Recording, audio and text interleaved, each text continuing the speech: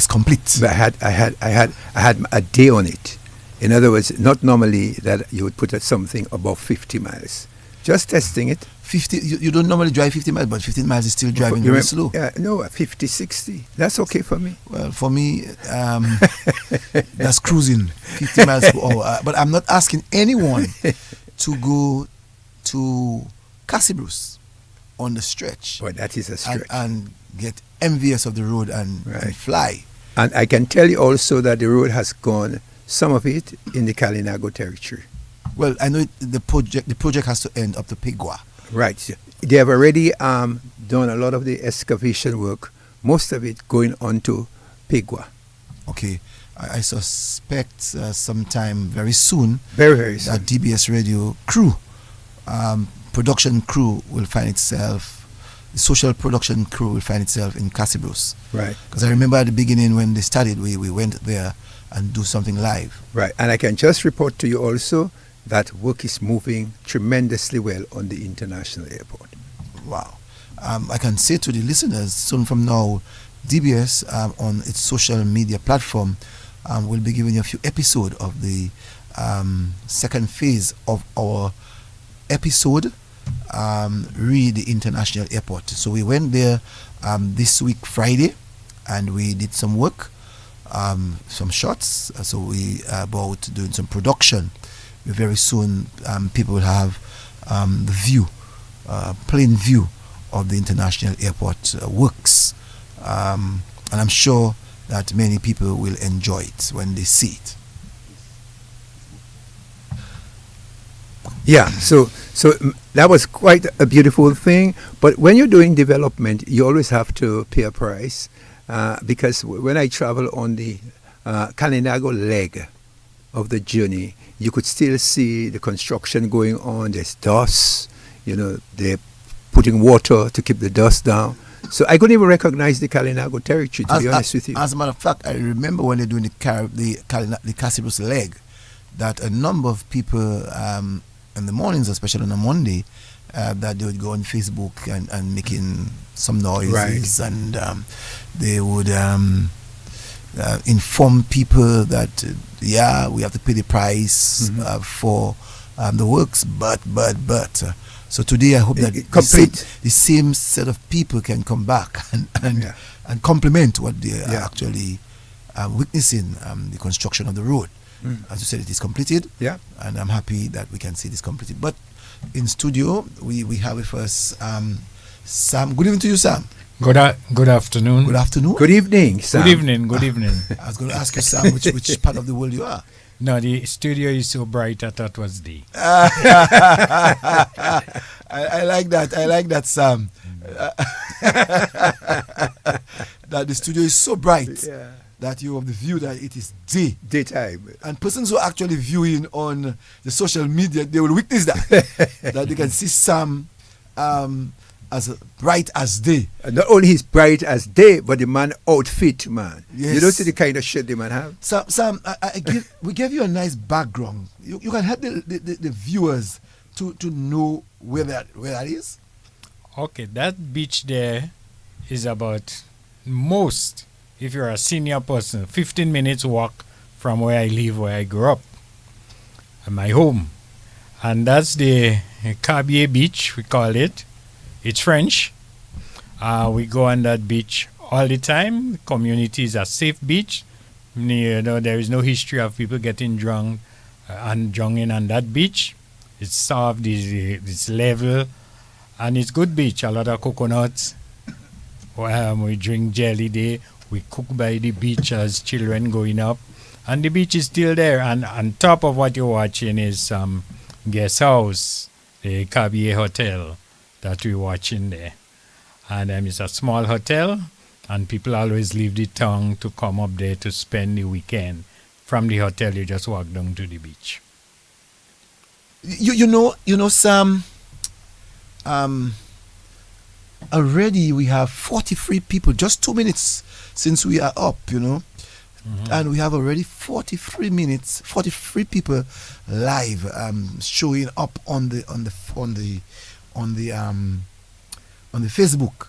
So and I can imagine how many on YouTube. It speaks volumes, Hatley, of what we are doing. Yeah, a lot of people are very interested in the Lakou program. They meet me on a daily basis and they tell me, wow, what a good program. In fact, I saw a couple of people in Portsmouth and they've been listening all over Dominica. I have a good friend of mine, Angus Benjamin. Good evening to you, sir. Very good friend. I must say good evening to you. Thank you for watching. And Sandra Sayer says, good evening, guys. Good evening to you, Sandra. And Martina Roye, that person must be from Podcas. She said, good evening, watching from the United States of America. We're up to 48, Sam. You are breaking a record, Sam.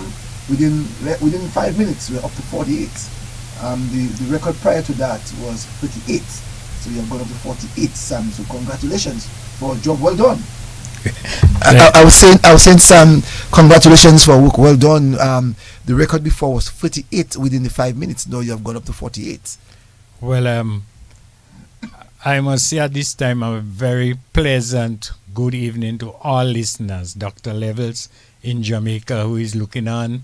I guess now we have Joe Gilbert in Grenada in St. Patrick's. We have Perrin and some of my friends in St. Andrews, where I live.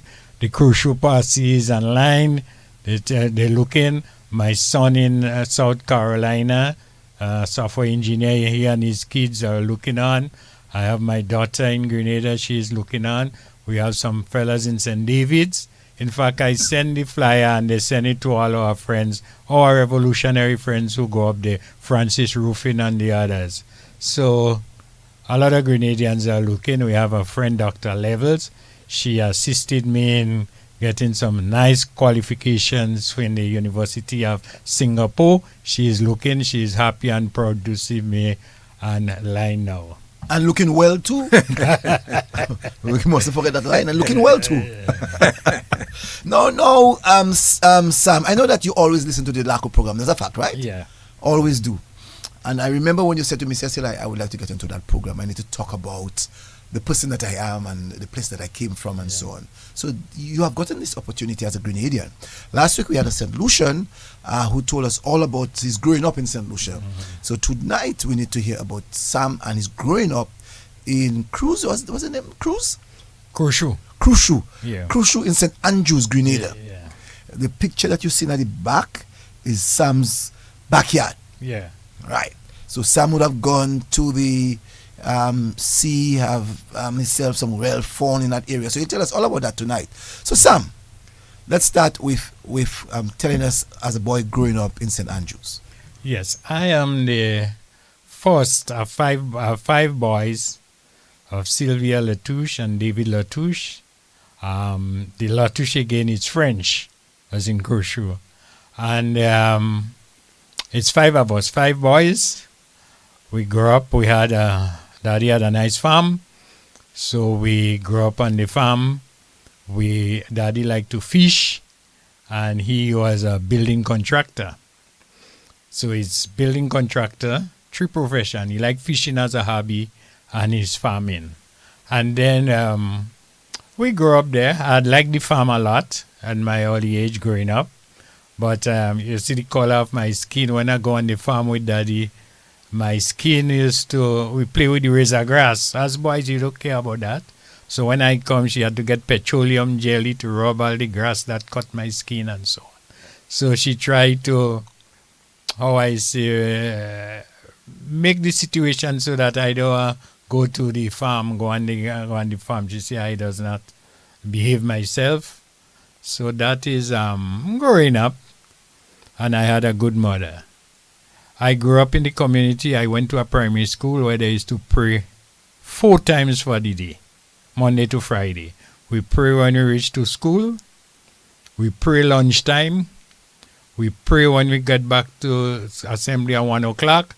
And we pray when 3 o'clock when we're leaving. This no longer in school today, but I thought that was a good thing.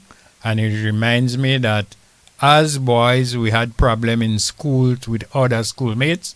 But we used to say, boy, if it wasn't for God, that's the phrase we used to use. If it wasn't for God, I'll knock you down. So, but now, in school, back home, sometimes when there is altercation, you either call the ambulance, the undertaker, and the police. And that was a time I grew up. I think we grew up in the best time. I played cricket in the community. We had a very strong team playing in A division. I played a lot of cricket. I am not boasting, but I scored a century on every ground. We played 11 ground in St. Andrews. And there were times, Cecil, I was picked for selection for the national under-19 team. And I could remember it as yesterday. I make 63 runs not out, opening bat. And then after the practice session finished in the evening, 5:30 minutes to 6, the coordinator called us together and he said, well, you get to go in with this person, and he just leave me. So I asked him, I said, Chief, how I getting down? I going 7 miles. He ain't bother with me. So I take my bag and I walking, go down, my cricket guys walking, go down home, walking 7 miles. And 3 miles before I reach home, I meet my parents coming with flashlight looking for me. And when I tell Daddy what's happening, he say, well, don't bother with them, don't go back again. And that kind of killed me initiative for trying to play for West Indies. Then I was going to school, in our primary school too. I would want to say that I did not get to seek the common entrance. Common entrance time, I had measles in those days and not much people, and I couldn't go. And then the principal sent me to do the school living. He said you could make it. When I went, the first day I climbed and come back from exam, the exam was 3 days. I went to pick up breadfruit from my aunt, and the cocoa knife ripped my foot, how I let it go. And I got 4 stitches, so I couldn't complete that. And then the following year, my father, as an Anglican, spoke to the priest in the Anglican school, and I got to sit the entrance exam, and I get through. And when I reach it, instead of putting me in Form 2, he start me in Form 3, based on when they evaluate me. And I went through that school and got 6 subjects. And yet fellas who start from 1, from 1, went through the school, some of my comrades, and they got 2 and 3 subjects at that time. So my father now, Cecil, he had an appetite for education and wanted to see people educate, not only his children. So we didn't have the electricity home at that time. And when Daddy bought a lamp, they used to have this lamp with a mantle that's easy to break.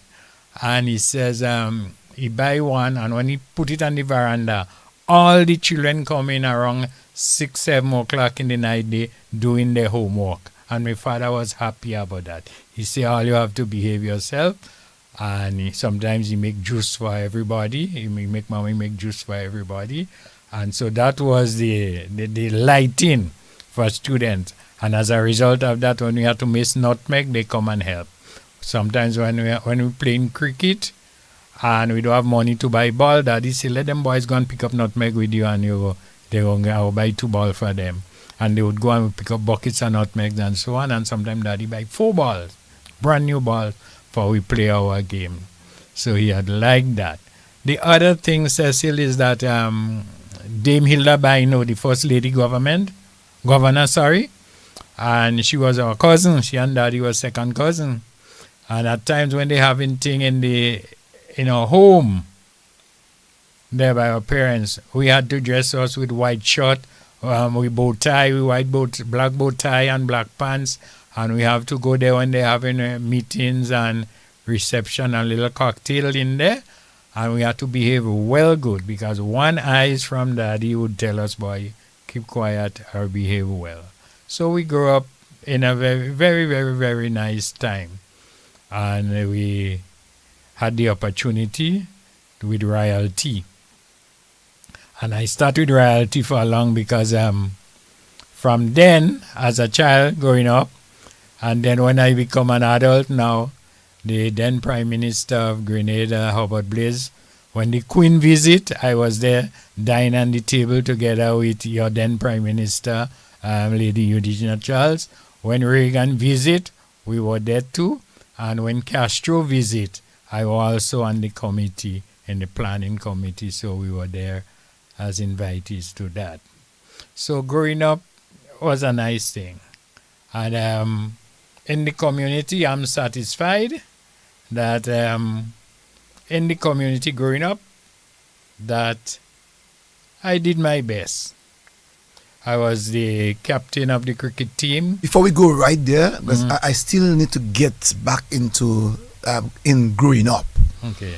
And in growing up, we have to deal with the issue of the foods that we eat, the latrines that we use, or toilets that we used. We have to look at the church. We have to look at all of these things, Yeah. So let us talk a little bit about church. You said that you are an Anglican. Is that what you said? Yes, we grew up in the Anglican. Is multi-church. I'm multi-church. We grew up. My parents were Anglican. And then, at a time, they came an Adventist church nearby. We attended it. And there's another church, a Pentecostal church, who is our cousin that leading that. So sometimes his cousin, we go to the family church all the way. So religious and good behavior was a thing of our time. In growing up, you had respect for the priest when he passed. You have respect for the pastor. You have respect for the police when they're passing. But not in my community, it's not as easy as that these days. Growing up. And I think spirituality in life is great. So in terms of going to church on a Sunday, on Sabbath, Saturday, like we would have said here in Dominica, that is my church clothes. Oh yeah. Did you, in Grenada, did you all have this thing called your church clothes and your school clothes? What was the difference? Of course. We had the church clothes. You had to put there, as soon as you come out, you have to put it there. If you have to go to the laundry, you have to wash, they will put it there to wash from and wash. But any clothes, and as little boys, I don't know if that would happen to Dominicans. Even when you come to church, you have to change your underwear, your boxers, and then just put on your pants and go and play.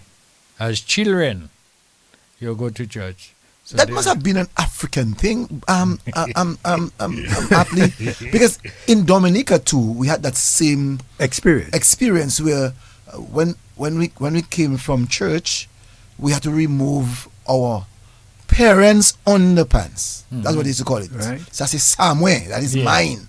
Take out my underpants on you. Yeah. And hear what Sam is saying. Right. The guy said the same thing in St. Lucia. The same thing in Grenada. In St. Lucia and no Grenada. Grenada. And the guy in St. Lucia last week said the same thing. Right. That you have to take out the canson. He used the word canson. Right. You have to take out the canson of his parents. And he said the boxer. And look, Grenada is saying that you have to remove his boxer. In Dominica, we all of us know that we have to do that. All right. We call that sliders. We call it sliders. Sliders. Yes, so Sam. And even the ladies that we grew up with too. I think I could say that on television. Sometimes we used to bathe in the river. They dump the water. We had a nice basin, and we had girls and boys bathing in the same. Them girls with only a panty and a vest on them or something. They were jumping all on your back. They was not intimidated. They didn't feel embarrassed. They didn't feel thing. We play, but nowadays you can't even do preschool children to do that kind of activity. And that's how we grew up. We bathe in the river. We like to bathe in the river. And you hear that again, Hartley. Yeah. That same situation exists while we bathe with girls. We bathe without canson. Yeah. Among the girls, under power. And you had to respect the girls. Yeah. You can't disrespect them. You would get a slap. Slap or get a volley. If you go and tell their mother, you're in trouble. Yes, that's worse. You get a beating from both parents. And they would call you the arrow name. Malcasse, you know? Yes. So that's very good. Yes. So Sam, that is the aspect of growing up. But you said that you all were multi-religious. So Yeah. you said Pentecostal, Yeah. you said Adventist, and Anglican. Yeah. Which church that you all found yourselves stationed? Well, different. because my brother, in fact, I should say, music is as part of our family, so any instrument, even though you take some condensed milk pan and you put sticks together, I have a brother that could make music with that. Just give him a stick. He plays the guitar, anything. And there was a time the Pentecostal was having a crusade, a 2 weeks crusade, and he had a lady, mommy told him, look, to drop, make sure you drop it in church every night for she enjoys the church, she can walk good. And my brother started playing the guitar for the pastor there, and he said, "Way, he like that." And then somebody tell him he could play the keyboard too, because there are guitar there, nobody to play it. And then I joined with him the night, and I like guitar, I play the guitar. I was playing the bass guitar, my brother played the piano, and another guy played the rhythm guitar. And people enjoy that in the community. So somebody go and tell the priest, because I was teaching a Catholic school, look at her playing there. And the priest tell me to study them. The heathen. The priest call them the hidden. Yeah.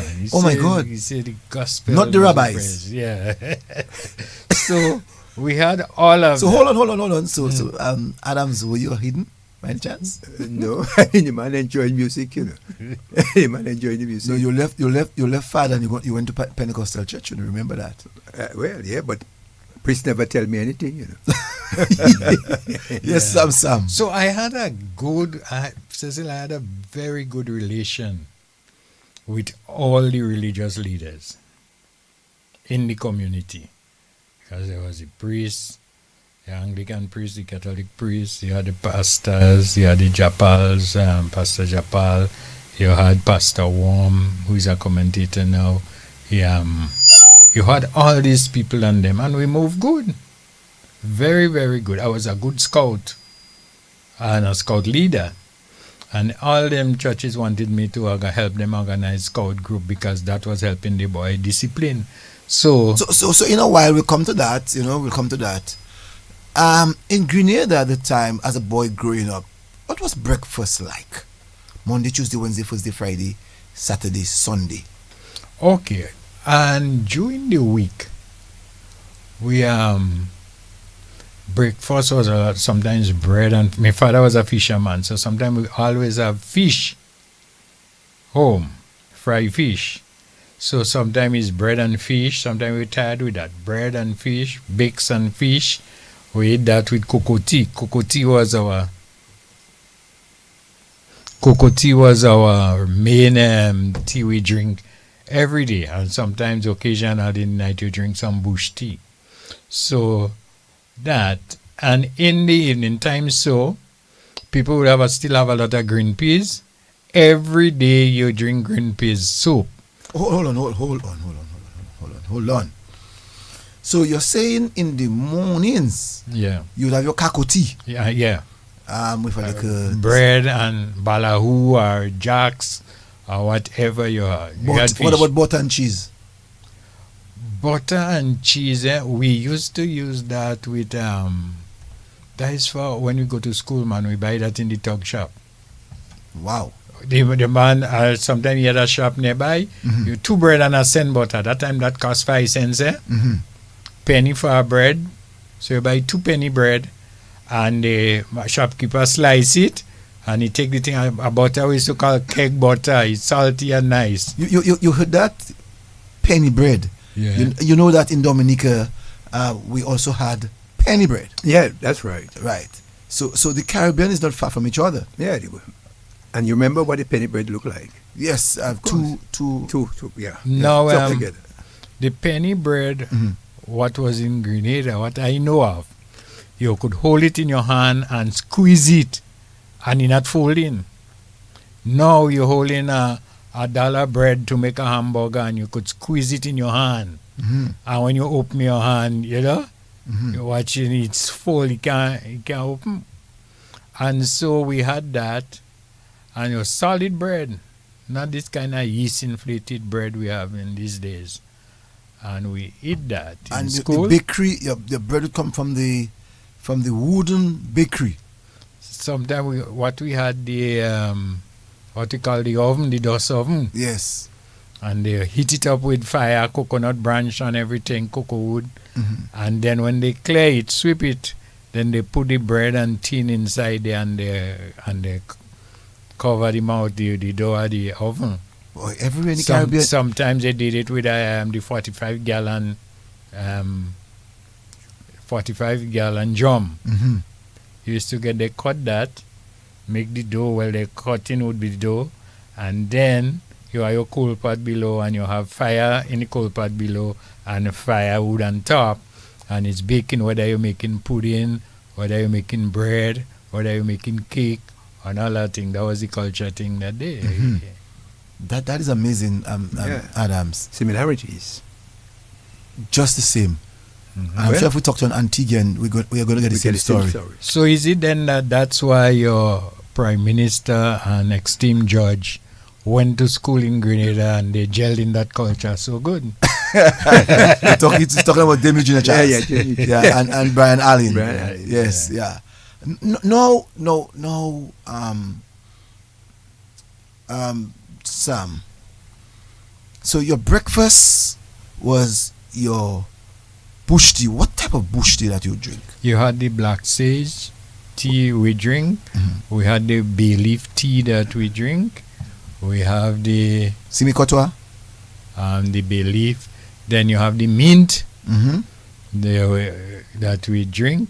Then there is something they used to call pity bomb. Mm-hmm. A nice smelling thing. Sometimes you put it in milk on your body. Have you seen it in Dominica? No, I haven't seen it. Yeah. Mm. Pity bomb. It grow where you find broom in pasture area, in dry area. Okay. Yeah. And sometimes we drink what they call in the dandelion. We drink that too. We drink all this bush tea. And the coralie. We used to call it coolie papai, the coralie vine. Sometimes they used to wash it in water and to bathe babies when they have a lot of heats and thing on their body. So hold on a while. Someone wants to say something there about the plants. The person is gone. So you said about washing the baby's skin. We call it gloricida. Is that Gloricida. Is that the same thing? No, gloricida is a different thing what we know. Mm-hmm. So what we feed, but it's a vine. Mm-hmm. Mm-hmm. It's growing is vine running. It's It's a a vine. running vine. Okay. And it grows something we used to call it bitter melon too. We used to say the Have you seen it in Dominica? yeah. Does it bitter melon? Let's see what that person has to say quickly. Good evening to you, caller.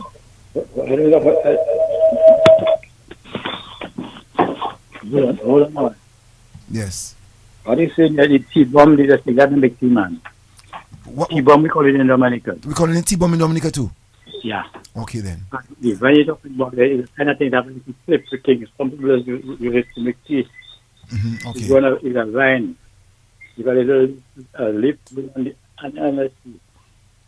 Where can you find that vine? You could find that in the garden, on the garden going up the road up there, man. Okay. In Botanic Gardens. Yeah. And it's a remedy too, eh? Okay. Yeah. All right then. Thanks. Yeah.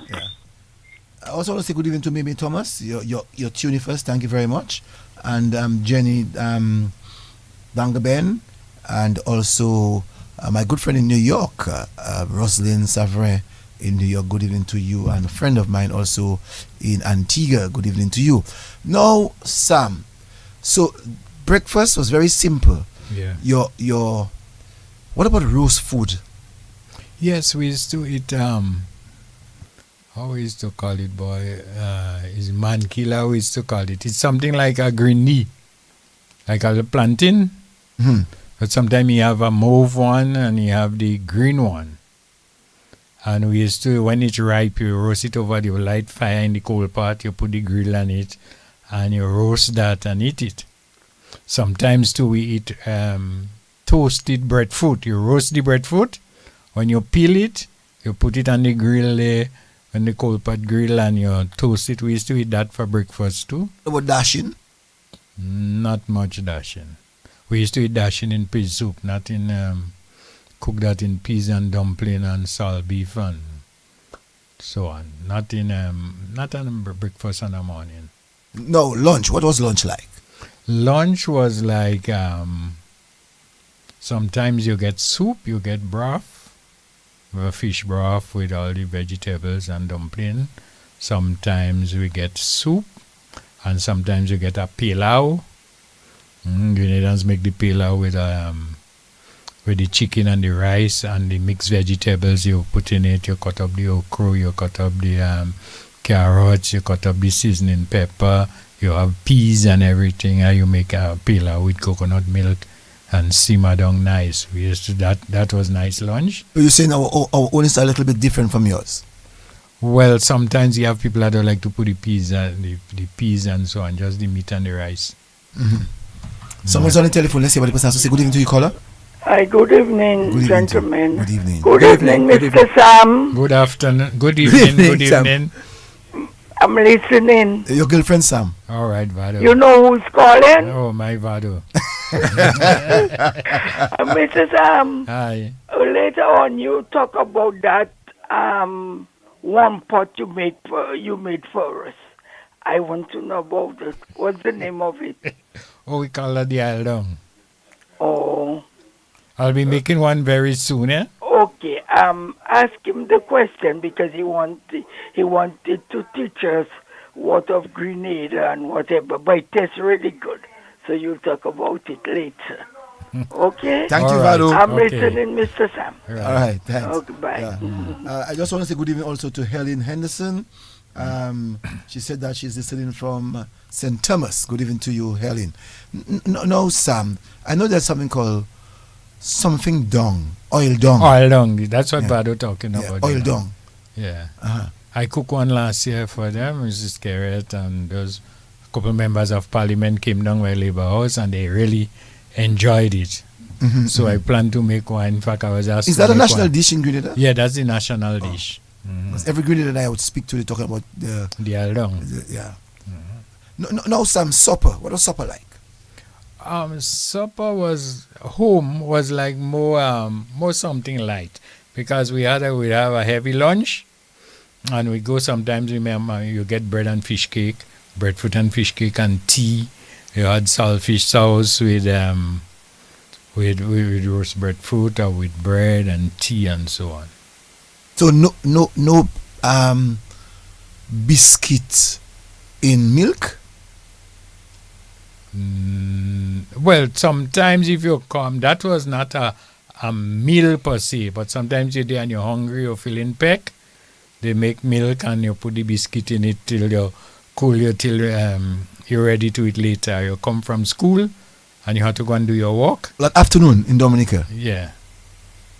And then you take a little biscuit and milk and you go. No, what about? I just say biscuit and milk in school. We used to have biscuit and milk time around 10 o'clock when you go to school, in primary school, and we had biscuit and milk. But let me give you a chance how my boys and them set me up. Schoolboys, when you're in schoolboy days, there was a time the principal told us, about 8 of us, we have to go and clean the shed with all the biscuit and the bulgur and the milk and everything. So one of the guys bought 4 cockroaches in a box. And then they open a tin and put the cockroach in it. And they tell me to go and tell the principal, go and show him, because we have a tin thing there with cockroach. And he said, go and show it. And I didn't even get a biscuit. Them boys tied it short and they pack biscuits and they run. Right? So school days were happy days as far as No, normally in Dominica when I was growing up, we used to have porridge, cornmeal, flour pap. yeah. What about you in Grenada? Yes, we had that too. Rice tea too. We had rice tea, we had corn porridge, we had cassava. When we make the farin cassava, we put milk and we put the farin in it from the cassava. The rice tea, the rice tea is very popular in St. Lucia. Yeah. And I know it was also popular in Grenada, but not too many people in Dominica is able to talk about rice tea. Did you ever had rice tea? Oh no. You know rice tea? What is that? But like porridge, you take the cinnamons and you let your water boil like you're making rice, but you do it thick with milk. We never had that. That was nice. I never had that. Right, Sam? That's very nice. Very nice. Yeah. What we Very had nice. was the corn flour pap. It's like any other porridge that you're making. Right. You know what I'm saying? You're just using rice and you're adding milk and all your cinnamons. Not popular in Dominica. No, it wasn't popular in Dominica, but in the other OECS countries, I know that they used rice tea a lot. I mean, I did this as a big man, not necessarily. When I went to St. Lucia, I saw it and I tried it in Dominica. Well, and I find the it's most very nice. popular ones in Dominica is your pap, Flour pap, your flour pap, cornmeal. your cornmeal pap, and of course your bolga. Yes. We had the In bolga those days, yes. No, Sam. I always like to talk about running water and toilets. What was it like in Grenada at that time, growing up? Well, yes, we as in every other place, we had the pit toilet, pit latrine, and we had standpipe by the road. You had to jog tote water and bring in and so on.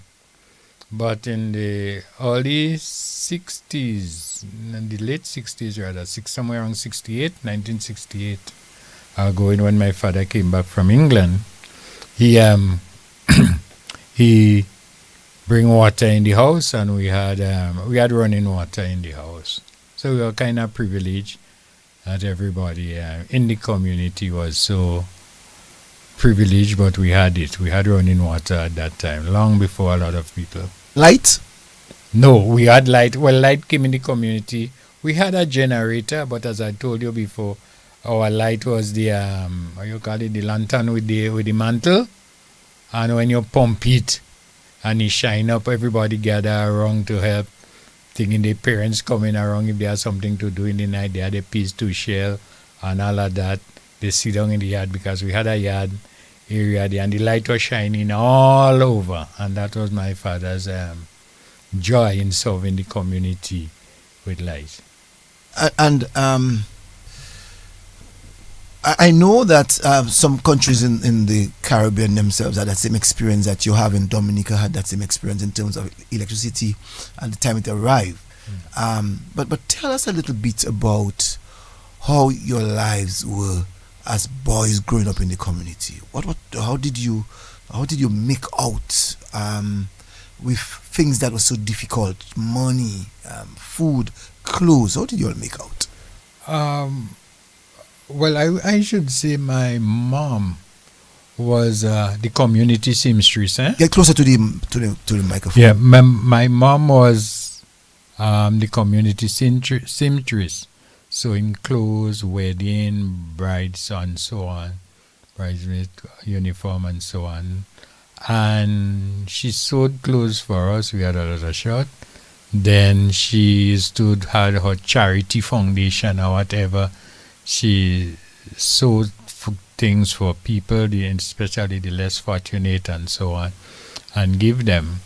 And so we didn't have that much challenge, but we still had the challenge when you had church clothes and casual clothes and school clothes. You had your discipline to wear them, and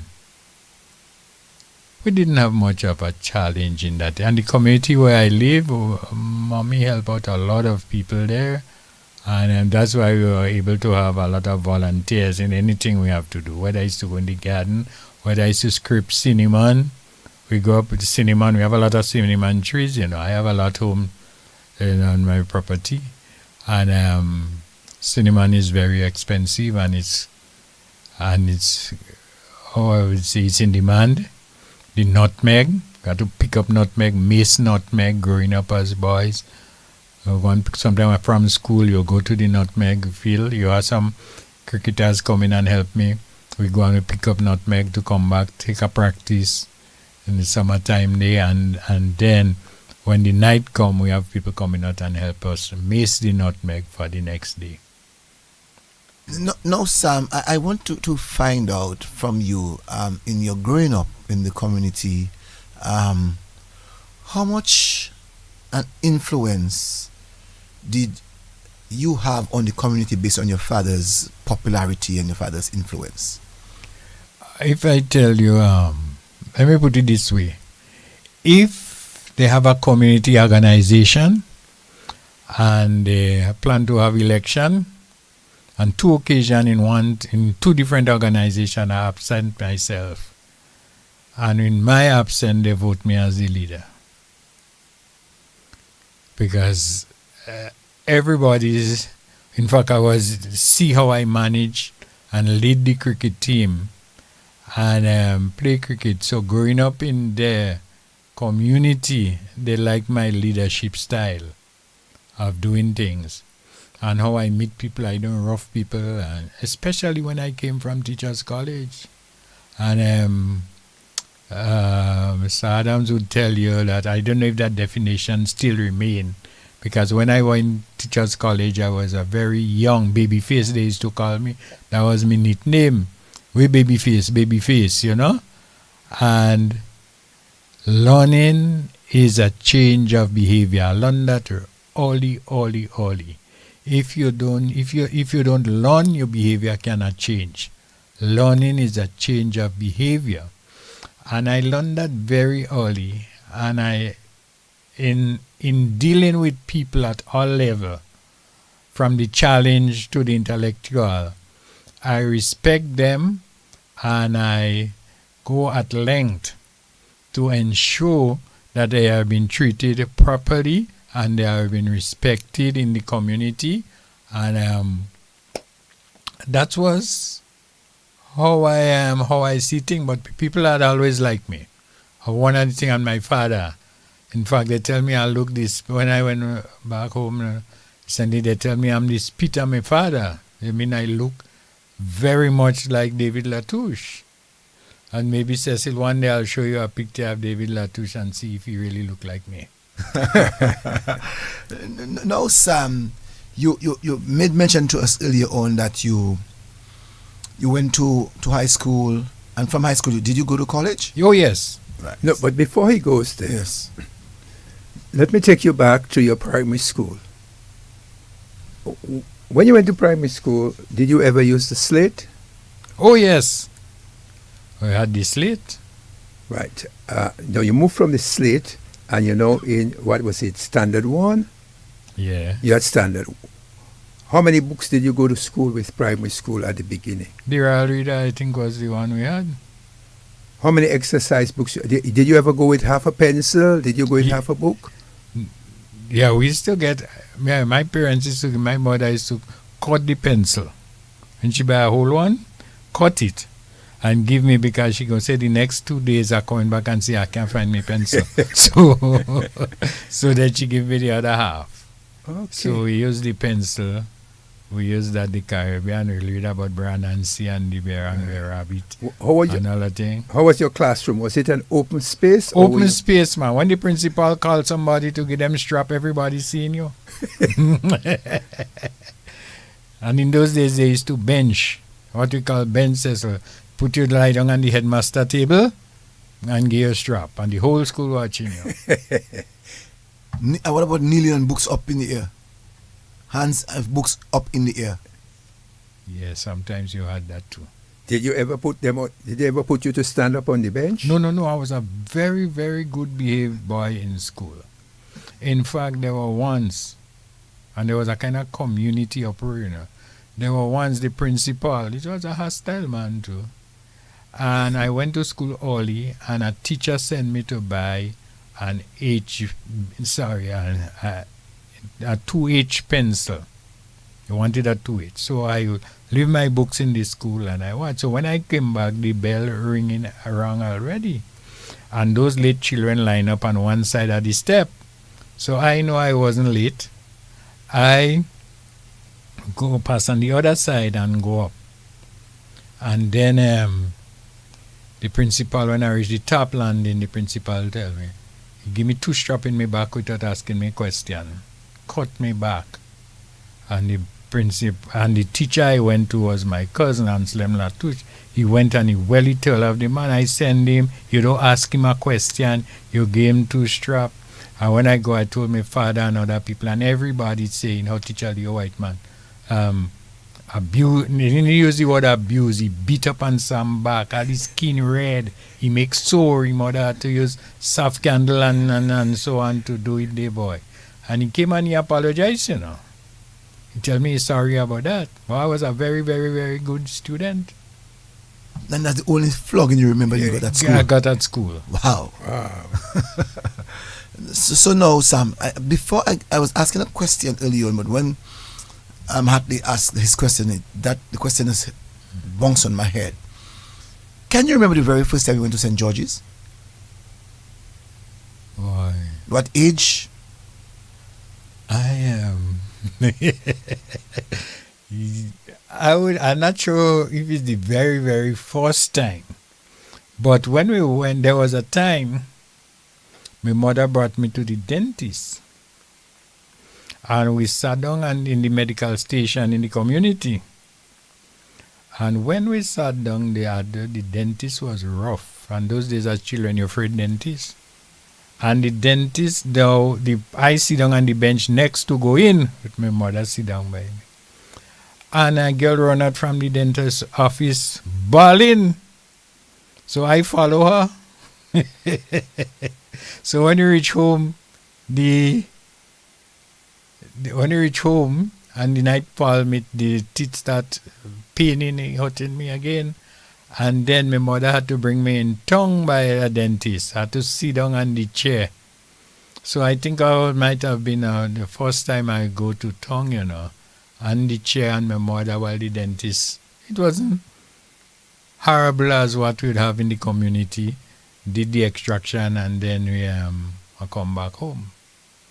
But in my earlier years, I didn't go to St. George's very often as school children. So okay, on memory, tell us, getting to St. George's, the time that you'd have to wake from St. Andrews to get to St. George's, what was the road condition like, you know? Yeah, the road was rough. So it take you an hour from Croshu on a bus because they would be stopping. Bus or truck? Well, yeah, it's the truck that make the wooden bus. Right. Yeah. The truck. Yes. Mm-hmm. Yes. And we go to St. George's. And up to even in the 80s, the road was not as it is now. It's not like Dominica roads, Dominica have highways. The best road in the OECS. But it was rough, sometimes dusty when they're fixing it. And vehicle parts. Well, in those days, a lot of our vehicles came from England. The Wolseley, the Aston, the Bedfords, the Morris, and so on. Hillman, Hunter, and that. So this vehicle was very strong vehicle. But those Japanese vehicles that we have in now, if they were on that road, it would cost you the cost of two vehicles when you want to finish. So going to town was. And the wooden bus was, and the trucks, as you'd say. You take if one reaching Croshu full, it takes you about 45 to 40 minutes to reach in town. No.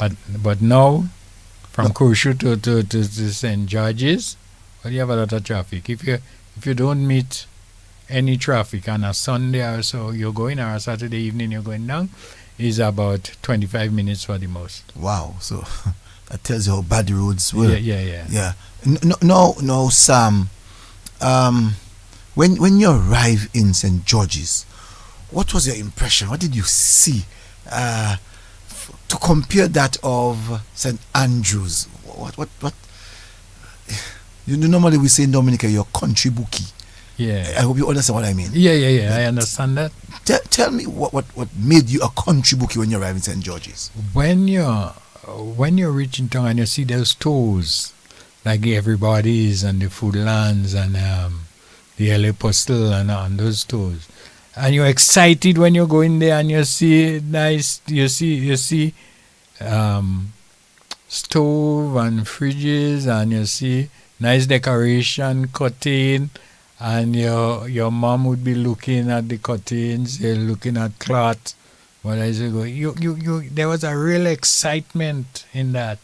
And then you go by a place they used to call Soval. Soval was the name. You get the best ice cream. When you drink ice cream or eat ice cream in tongue in those days as a boy, you're a man in tongue, as they would say, you know. And there was some excitement. And I can imagine when you get back to St. Andrews, what you tell your friends. Oh yeah, you tell them everything about in tongue today. I passed by Soval, I passed by Nutmeg Restaurant, I passed LA Postal, we went in Scotia Bank, you know. We went on that, you get the bank air condition, door closed, you ain't feeling hot, you in air condition. And all of that was a real strange kind of feeling as compared to when you were in your own community. When you had your natural air condition, the sea breeze coming up on you. And I can imagine the boys and them, when you give them that story, they'll say to you, well, my mother would have no other choice but to bring me to tongue sometime. Well, after Teachers College, I got a scholarship to go and do technical education in St. Lucia. I was the only man in the community. I see that scholarship from the Commonwealth Fund for Technical. No, the Cedar Scholarship. The Commonwealth was another one. And when I came back, all them boys in the community come by me home. We want to see down how St. Lucia, you know? And you had to tell them how St. Lucia is similar to Grenada. I was on the Mon. So still I spent 2 years up there on the Mon. And I was, you know, you go Grosile, you go Ancillary. I did practice teaching in Vieux-Fort. I go Laborie. And all these places and them, and you have to explain and tell them and make it vivid and interesting for them and how it studies up there and so on. And I did extremely well there. So what was the difference between Grenada and St. Lucia at the time when you went and do your studies? It was, St. Lucia was more advanced. There were better roads. They had that oil refinery, Hess, you know. In there, they had big stores in town like the M&C and there, and those stores there in Columbus Square. You had a culture where people gathered in Columbus Square, and then on the Mon. That time I used to always get a ride with John Adlam when he come and read TV news from the Mon, because there was a hostel to go down in town the evening. I met some nice fellas in St. Lucia. We play cricket on the Mon ground there. We had some Antiguans, and it was great. No, you said it was great. Just being in St. Lucia and having to go back and to give stories to your friends. I'm sure that they too, outside of being envy, wanted to go to St. Lucia to experience for themselves. Yeah. No, you said that you met people like George Odlum. What was the kind of conversation you would have had with George Odlum? George Odlum and most of things of national interest. And you know, George Odlum was an aggressive politician. Put himself and Peter Josie with George Odlum and them. And the same one, Kenny Anthony and Mikey Pilgrim. I used to had conversation with all those guys. And because at that time, you know, the revolutionary spirit was sweeping the Caribbean, and people has become very progressive. They wanted to see things in the Caribbean way, and not always depending on imperialism or imperialist propaganda to have us continue enslavement. Because I would tell you, and I had mentioned it to George Adler, I failed history, Mr. Adams, 3 times, you know. And it's not because I didn't know history, West Indian history. And what was strange is that there always used to be a paper in the when you study the making of the West Indies. That was the book. You had to write an essay explaining how John Hawkins and Henry Morgan and those fellas was heroes. And I didn't see them as heroes. I saw them as criminals. So I write my narrative as criminals that enslaved my parents, bring them in the Caribbean. They wasn't heroes. There was criminals. And then Unison Whiteman said, no, Sam, just write the paper. Write what they say. Even though you can't do it, just close your eye and write what they say, what they want, and then I write it and I got a B. You're talking about the chapter on the Buccaneers. Yes. Yeah, because that book was written by Roy O.J., and Shelley Gordon. Yeah, the making of the West Indies. Yeah, so I know the chapter he's talking about, the Buccaneers. As a matter of fact, it was the brown book, right? My own was blue. My own was brown, and you used it in first form. No, we used that one in third form, fourth form. No, the Buccaneers was fourth form. When you go to the Buccaneers, and I know that's the chapter you're talking about, Sir Francis Drake and Hawkins. And I can see Sir Francis Drake dressed, pom-pom. Yeah, with his pom-pom, and his phony hats. In those days. It was so really Sam, strange. you decide to call them criminals? Yeah. That's how I write. I just want to say good evening to Glenda Fagan and also Patricia Foreman, Derek Mann, and Roseanne Roye. All of these people are listening and they're tuned. I just want to say good evening to them too. Sam, so here it is. You left St. Lucia. That was your first trip, right, out of Grenada? No, I had trips before that. Where did you go before? Trinidad, close to Grenada. Mm-hmm. What if you're saying that St. Lucia was that developed or more developed than Grenada, what would you have said about Eric Williams' country then? No, well, Eric Williams' country was far. Remember, they had oil only. My grandfather was living in Trinidad by my mother, and he was a rig engineer with Tisserand. Come closer to the mic. He was a rig engineer with Tisserand Oil Company, and all my uncles work in that company.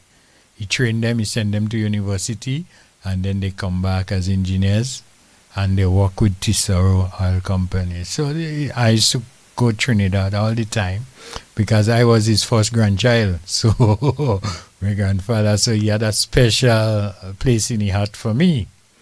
I always send a ticket to come to Trinidad. And Trinidad was really developed as compared to the other islands.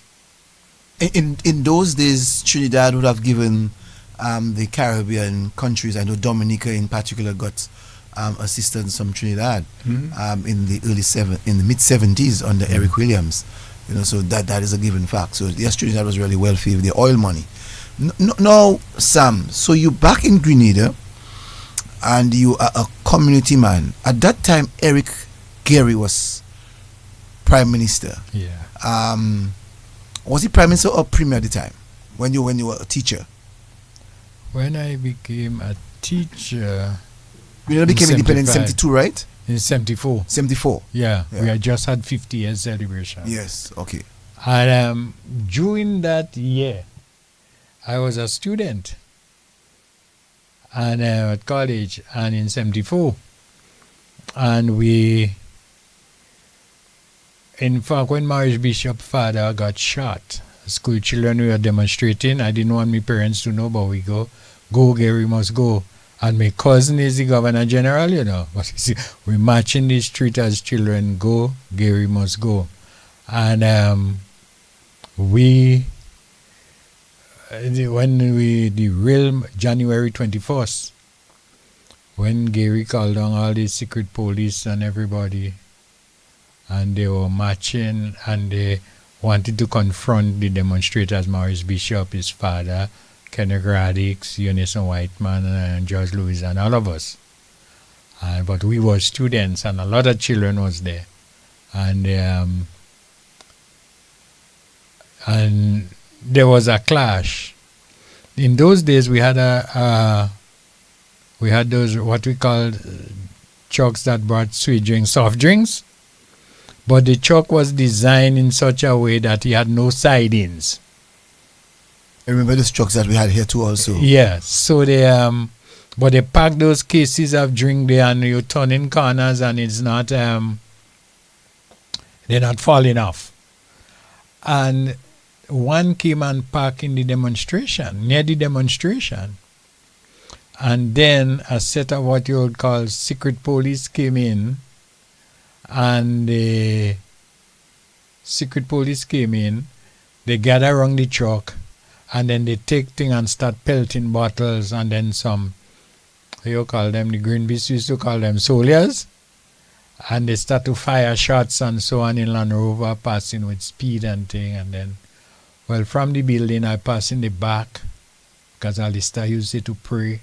Alistair Hughes was a journalist, said to pray, and I saw the man lie down on the ground there, but I didn't realize it was dead. Everybody lie down on the floor. And then I creep out in the back, and then I went up and get a bus and end up home. So Eric Gary and the secret police was rampage on those people. In fact, in 78, I could remember 1 year before that time I was teaching. 1 year before the revolution, we had a salary negotiation as teachers. And there was talk in the air that we could strike if we don't get what we want. And then there was some Gary police in the school, because the school where I taught, they had all the teachers, they labeled them as Jewel. So they came on the corridor scraping their cutlass, and if Jewel strike, we go kill them today. This hostility, eh? We will kill them today, and so on. And then a fella see me say, David Latou's son, make sure you're not in that, you know? Because them fellas, and you're talking about fellas that maybe would have left school in Prima, or if Adams would know that thing, they never went to school. As they grow up and they go on the estate and they walk and so on.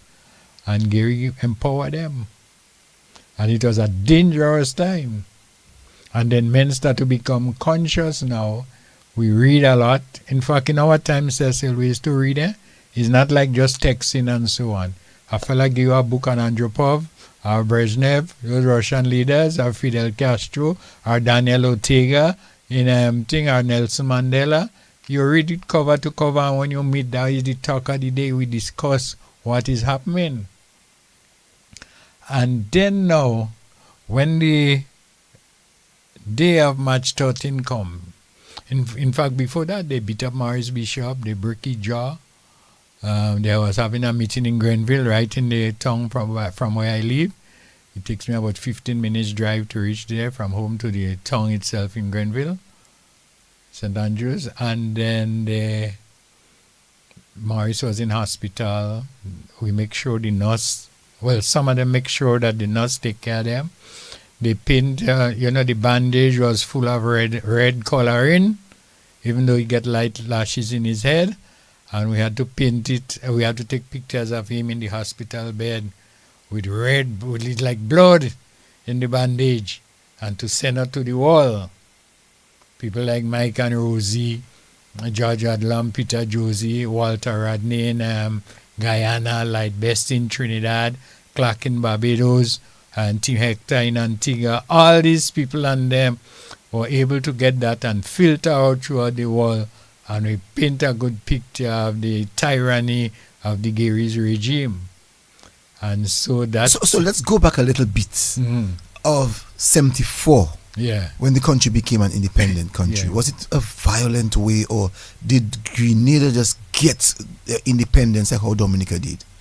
No, I think Grenada was in darkness, They had a strike after they killed Maurice Bishop's father in January. So you're saying that when Grenada became an independent country... The whole place in darkness. So Maurice Bishop's father was already dead? Yeah. He died on the 21st of January, and independence was on the 7th of February. Mm-hmm. Go ahead. So you became an independent state on the 7th of February, 1974. Yeah. What was the feel of the people in Grenada at that time? We didn't want independence under Gary. The majority of people. We had a committee of 22 businessmen. I think Dominica had one like that too sometime, A committee of 22 with businessmen, they shut down the country, Children couldn't go to school, bus and running, no gas, nothing. Long strike. In fact, So we took Dominica had like 45 days. 47 days. Dominica had 47 days strike. yeah, Yes. a long strike, and then the flashlight and Masanto. They had, you know what you call Masanto? Ooh. You put some kerosene in a Guinness bottle. You get a piece of cockers bag, and you make what you call a wick, and you Yes. put in it, We and call you it- call it soak bullseye. it, and the bullseye, and then that's what they light to shine to find. Gary make the light so that they could have lift the flag midnight. No light in town. In darkness. So No you got- bus running. So you got independence But on the- I heard some person say that on the the bullseye. independence in Grenada was the independence period was a peaceful one. bullseye. Well, yeah, it was peaceful in terms of there was no violence, but the town was shut down. And Gary was in power, and that the town was shut down. So how did Gary able to get independence then? No, he negotiated it, and they tell him to go and have election in 1972. He have election and he won. And then he go up with H.A. Blaze, the opposition leader, to England. Come closer to the mic, because I really want. Yeah. Yeah. He went to England to negotiate in those days, and he got it. They give him. They granted it to him. But you said earlier on in reference to the consciousness of the people in Grenada was growing. Black power, what was it like in those days? Black power with dreadlocks and the consciousness growing among people. What was it like in Grenada? In fact, there are some Grenadians, I think up to now, I wouldn't mention the name, can go back to Trinidad. They were at the university, and they engage in the Black Power struggle, light best on them. And the Black Power, in fact, in school, with school I used to wear tie, GBSS, fellas take out the tie, and well, now they give them a badge. Now they go back to the tie, the colonial thing. We had places where, going there was sometimes a risk, because you never know who would be looking at you, who would be aiming at you. And there was a conscience, and people would watch. You see these boys and them, they jewel. You see them, they watch you. If you have a book, and in fact, Cecil, in those days, with consciousness, we used to read Western. My father didn't want us to go in cinema in town. We know where the cinema is. So when we reach in school in town now, and you had to talk about Frederick Forsyth and Clint Eastwood and Bobby Wilmore and all those Western that you read. So I was out, they go in the cinema, and I read it from the novel, and I have a better understanding on it than them. And them boys would say, country. What they used to call me country. Country. What you read, they show Clint Eastwood a movie last night. I said, which one? And then I'll say, okay, and I give him all the detail, but you see, I didn't see you in the audience. I said, no.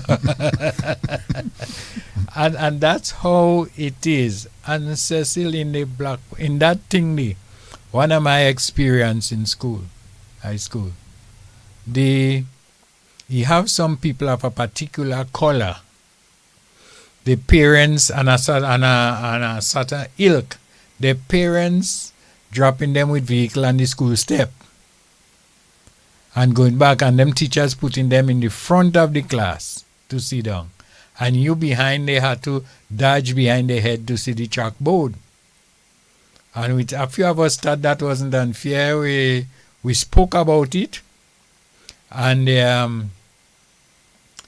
as boys, school boys, and we work hard as country boys, and some of them are great failures, because they didn't, and then their parents were wealthy. They had a complexion which they think they could get straight work in the bank. They don't have to have qualification to get work because of the prestige in society.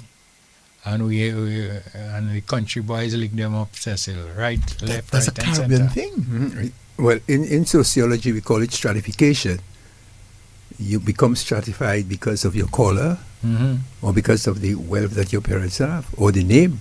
Mm-hmm. So, in other words, in other words, we call that, and I saw some you laugh, the bourgeois. Yeah. Bourgeoisie. just want to say good evening to Clever Joseph. She's listening and viewing. Primus, last week we had Primus. He's telling us that he's locked in, which he does every Sunday night. Good evening to you, Primus, and thank you for staying with us. Let me ask him a Yes. question. Yeah, go ahead. Now, whilst you're talking about all these different books, reading the Marxist-Leninist books, Mhm. did Eric Gary send his secret police to raid your home to take those books? No, there were other people home that they read, but my father was a Garyite, so they wouldn't come home. My father, the New Jewel movement, we had a policy that if our parents having 4 children, mother and father 4 children, let we work on the children and forget them. So in every home, we have staunch Garyite. We work on the young minds. We help them with O-levels getting. We help them with extra lessons. We show them the progressive line. We give them books to read, and so on. And that was sometime in comic strips, sometime and in small books. They have it. They can let their parents see. They don't discuss politics home. They don't, and that is how we was able to make that glorious revolution, as you'd see, with popular support in 1979. So in your yard, Sam, Mhm.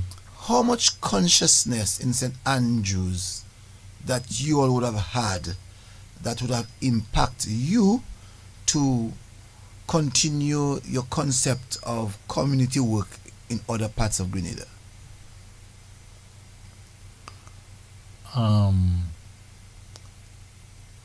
Repeat that again, the first part.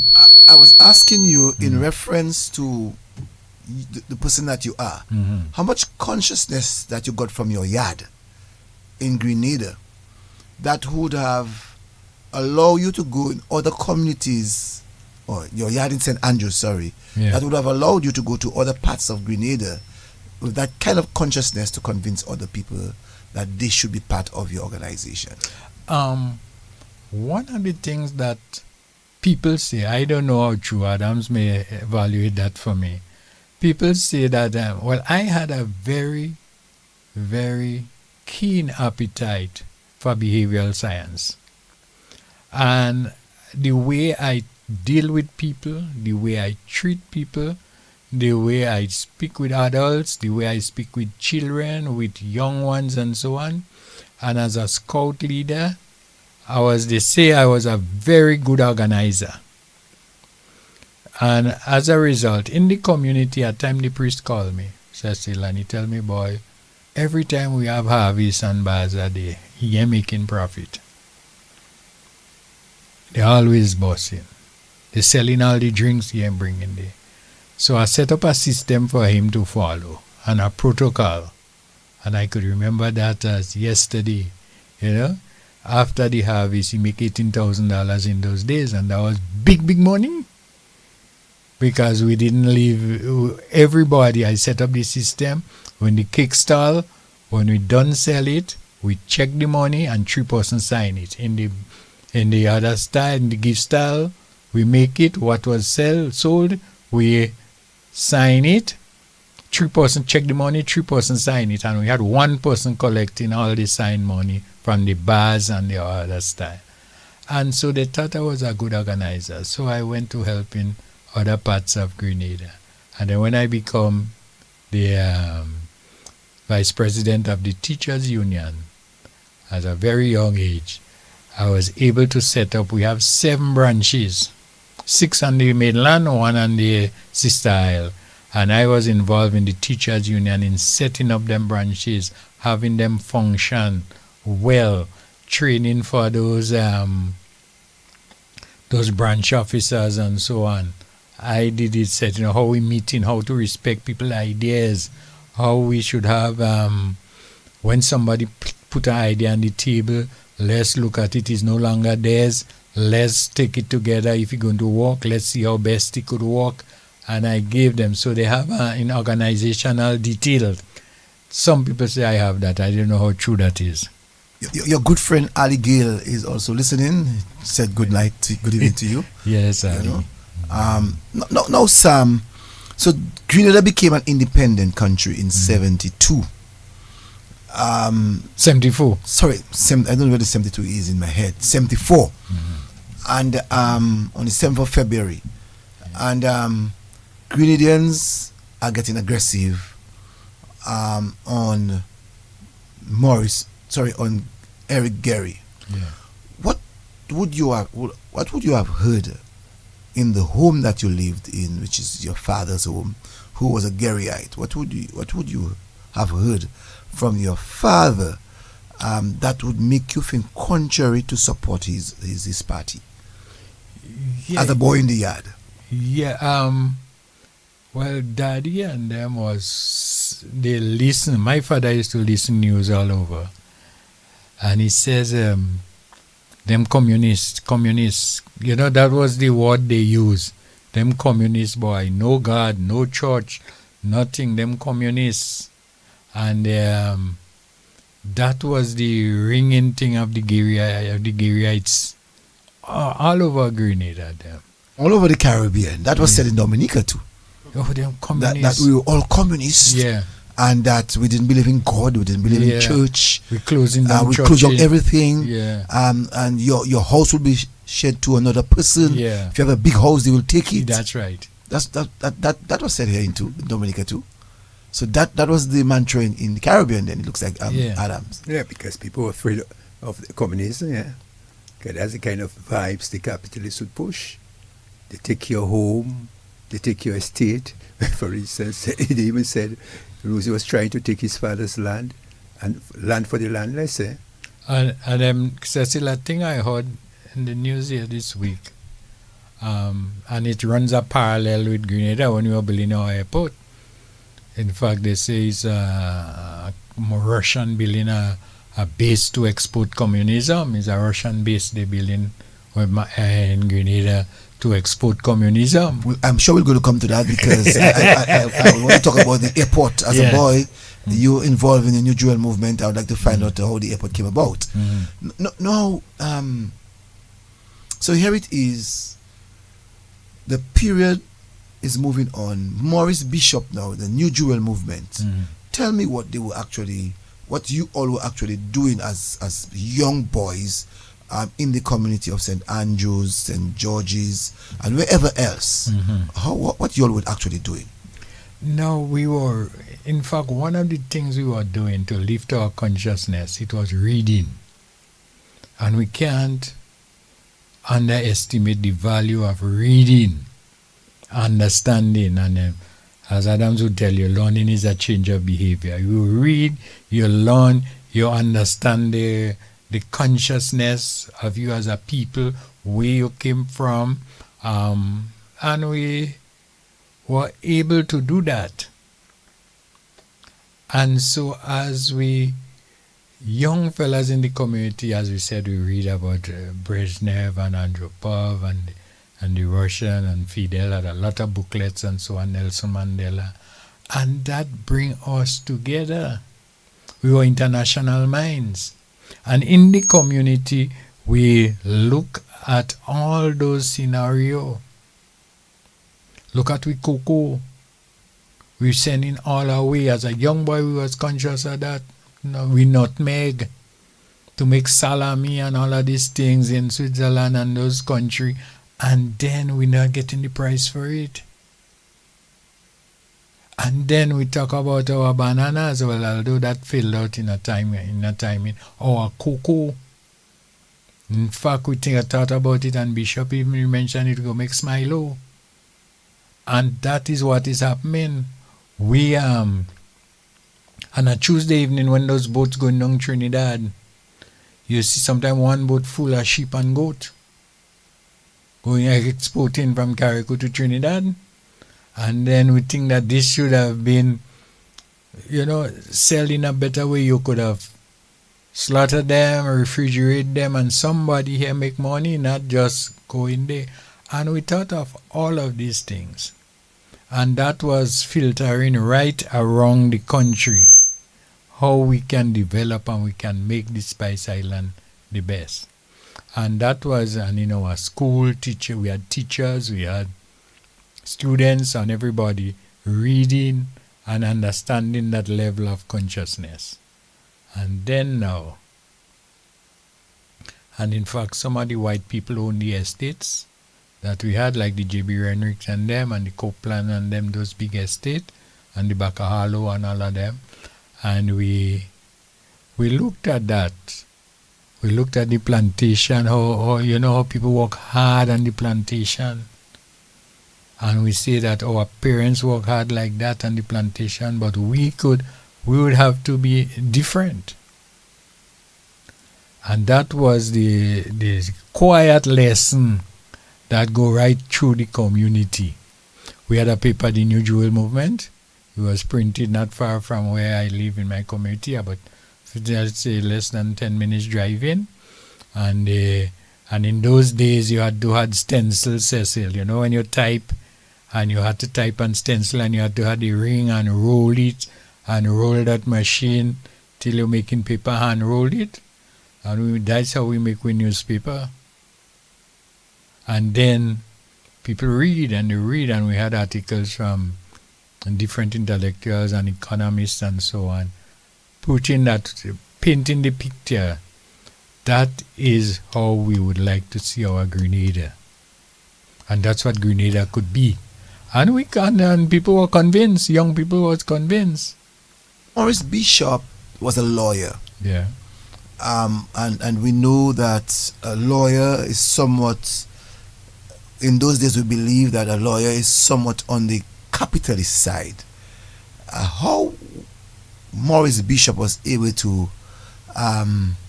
married his political life and going into challenges or dealing with the challenges of people and having to do with his law firm.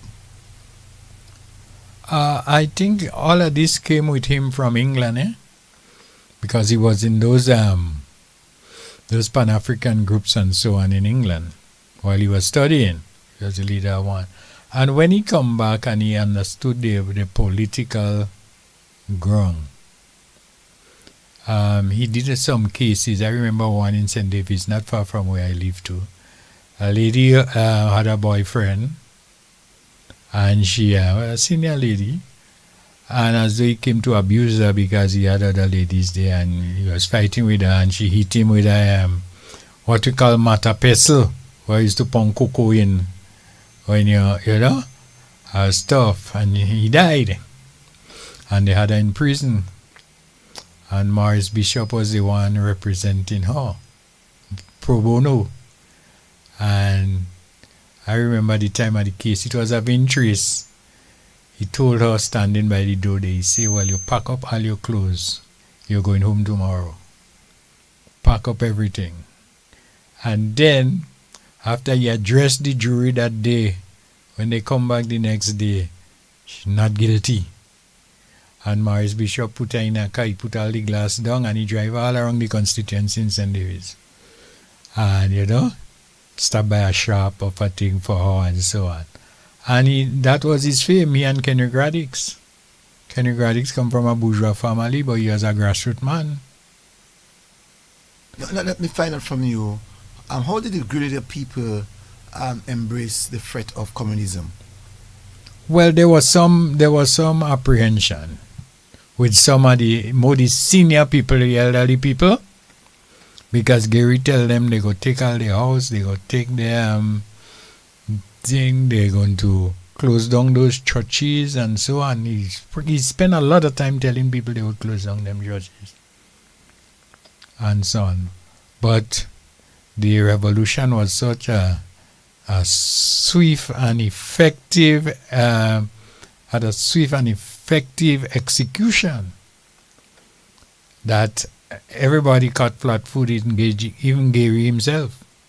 So just want to say good evening to Winnie Green and Teresa Frigis. looking and listening. Just want to say good evening to you both. How did you get in touch with Maurice Bishop? You're a yard boy, a country boy, a giant of a man in Grenada. How did you get close to Maurice Bishop? I got close to Maurice Bishop when there is a close friend of Maurice Bishop in the community from England. We used to call it Freedom Street. And they were the jewel boys used to assemble. And then Freedom say, boy, Touche, teacher, the young man, like used to, you had to make the comrade leader, you know. And he come in by me in, you know, such and such time, an evening. And then I go and I speak with Maurice. We discuss, he could talk well, and we enjoy listening and learning at his feet. And then it became a regular thing. And then he invite us in other groups and how we have to plan and we have to make sure in the execution of things. So that is why when the revolution was effective, it was not hard for him to do it, because one of the things he tell me he would have liked me to do, because I didn't want to leave teaching, is to be with the Center for Popular Education. He said you could deal with people. I like your calmness of how you deal with people. So I was a coordinator in what we call the adult literacy program. We call it the Center for Popular Education. And I was a coordinator, and also I did some teaching in that program. And Cecily, you wouldn't believe, there were some people I had to get a pin and write their names, Cecil, C's, juke it, and they have to have the motor skill now to trace the perforated lines. And then, boy, some of them people, that's why they like me in the community for that. The seniors, the elders, they would say, boy, that's the man that teach me to read and write. That is the man that teach me to read and write, man. I could pick up my name, right? And that was a popular program. Didikos Jules, the OECS Secretariat Executive Director or whatever, he was the national coordinator of that program, the Center for Popular Education. It was one of the great adult literacy program that we had. And then there were other activities that you'd always invite me, even being a volunteer in the militia, and he liked how I gather intelligence in the area, and he made me a volunteer in that. I didn't want to leave teaching at that time, so I volunteered in intelligence gathering and in the Center for Popular Education and in community activities. In fact, I organized quite a few panel discussion with Maurice and Kenrick Radix, Dudley Thompson, and Trevor Monroe in Trinidad. In Jamaica. We all gathered in Crucial, big school there, school full of people. And you had Maurice, because Maurice wasn't a boring fella. He was a very lively fella, and he was able to organize and set up his points so that even the simplest of mind there are able to understand, appreciate, learn, and they change their behavior. In fact, when Maurice come in Crucial in my community, more Garyite hugging him than the Jewel Movement boys. That's what is to happen. Tuesday the 13th of March, that morning, what was the mood like? I should say Monday the 12th of March, what was the mood like? Monday the 12th of March, not everybody. You see, the New Jewel Movement was set up like an onion. You see when you slice an onion, you slice the onion, you cut it in the middle, and then you cut out that slice again about 1/4 inch. And then you see all the rings, it was like that. You had the first ring, where you had all the tight lip thing there, the first ring. Then you had the second ring, and the third, and the fourth. And so the organization worked. But the first ring filtered to the second ring. that Gary had left instruction to wipe them out. He left the Monday evening, take the flight, and them fellas had it well set up. And they went in. So hold on. So Eric Gary at that time was out of Grenada when that happened. Yeah, he left the Monday evening, and we overthrew him the Monday. So the Tuesday. so the Monday evening he left on state business. Yeah. And the Tuesday morning, yes, let's go ahead. Early, 4 o'clock in the morning. They stormed the barracks. Mm-hmm. Quick soldier, there wasn't much resistance. Then they take the radio station. And then by midday, all the police stations were surrendered. Tuesday evening. Tuesday evening, yeah. Yeah. So what was Morris' plan at the time? Was he prepared for leadership? Was he prepared for taking Grenada forward? Oh yes, man. Morris was he's the icon of the revolution. When he spoke that day, and he says, he give assurances, your life would be safe, all the propaganda what Gary was giving, churches would be closed down and all of that. He assured the people and rest their mind, and there would be detail happening, and then by the week he named his cabinet, and there were things going on, and they had the rally. The first rally that they had, people gathered first, so everybody want to be associated with that. But by that time, Sam, the Caribbean and the West did not accept Morris Bishop because they were not a legal government. That's right. So what happened?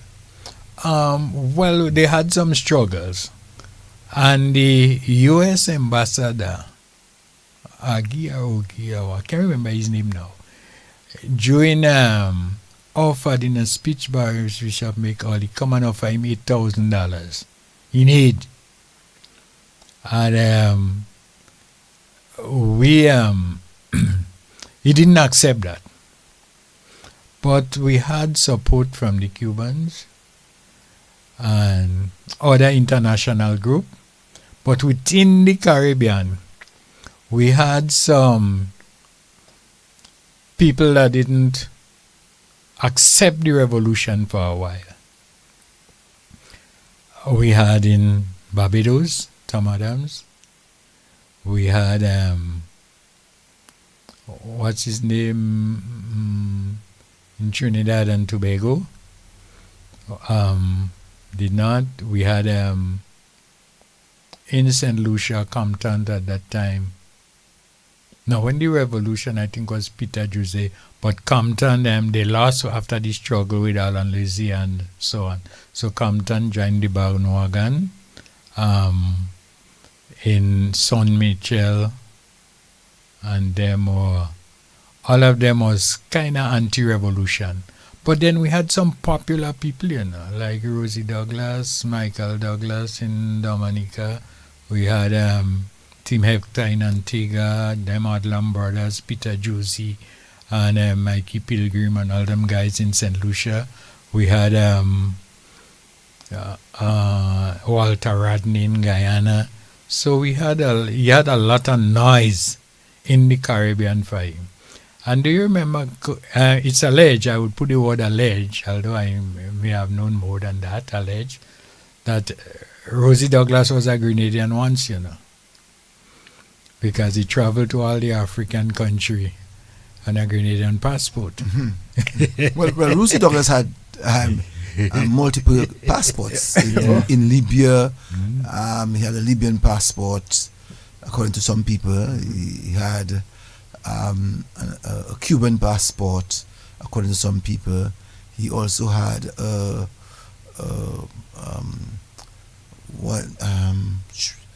Grenadian, as you rightly said, So a number of the revolutionary countries that people consider communists, that it was alleged that Rosie Douglas had a passport to each of these countries. So here it is, that Tuesday morning, where were you? What happened to you? I was going to school. I reached to school the morning about 10 to 8. And in those times you had a little radio because cricket going on and so on. And then you heard the radio broadcasting. And then I left the school and I walked up back by the road. Then a jeep pull up by me. Touche, we have to we overthrow Gary, you know, man. We have to the St. David's police station, they surrender already. Look at we going Grenville on. We're going and see what is happening up there. So get ready. You're in our school for a couple of days, but get ready, man. We go be in touch. But that time you don't have a cell phone like now, you know, like we'd have now. So communication was fellas with the transport come in and check you, come in and look for you. And then we gather down by Lacy, the same fella that was made bishop every evening. And then we started to do militia training, army training, learn to use the AK rifle, used to doing the M15, learn to use a pistol, how you shoot, how you go on the range, how you... Sam, I really want you to get closer to the mic because everybody try to put up the volume and it's creating that feedback. Okay, so right. if you can get closer, I'll be happy. Sorry, yeah. Yeah, go ahead. And then, you train, you had different people. We had cooks, we had soldiers, we had different people in the communities for the revolution. Those to pick up intelligence and everything. And I was one of those that assisted a lot in intelligence because everybody speaks to me freely. And so I was able to gather that. So people like Peter David, he was Attorney General some time ago. I think he was also minister in the last administration of Mr. Michel. Yeah. People like Bernard Cord. What role did they play at the very beginning before the revolution? And when I say at the beginning, before the revolution, what role did they play? I think everybody had a love for Maurice Bishop. Maurice Bishop was the calcade. Everybody is Maurice because of his communication skills, because of how we deal with people, how we help people, how we advise people and so on. And it was centered around him. They see Maurice. I see another Caribbean leader as a Maurice, in terms of his heart for people, his love for people. He wants to, he can't stand to see people being challenged and depressed and so on. So he walked along that line. I didn't know much about code. I only knew a little on code in 1976 election. When he ran for the town. But he was always rated as a very good economist and so on. And he was more, how I would say, rough than Maurice. Not rough, but aggressive with people. So I wasn't a body of Bernard Code to say, well, if I had conversation with him 3 times now, would be a lot during the revolution.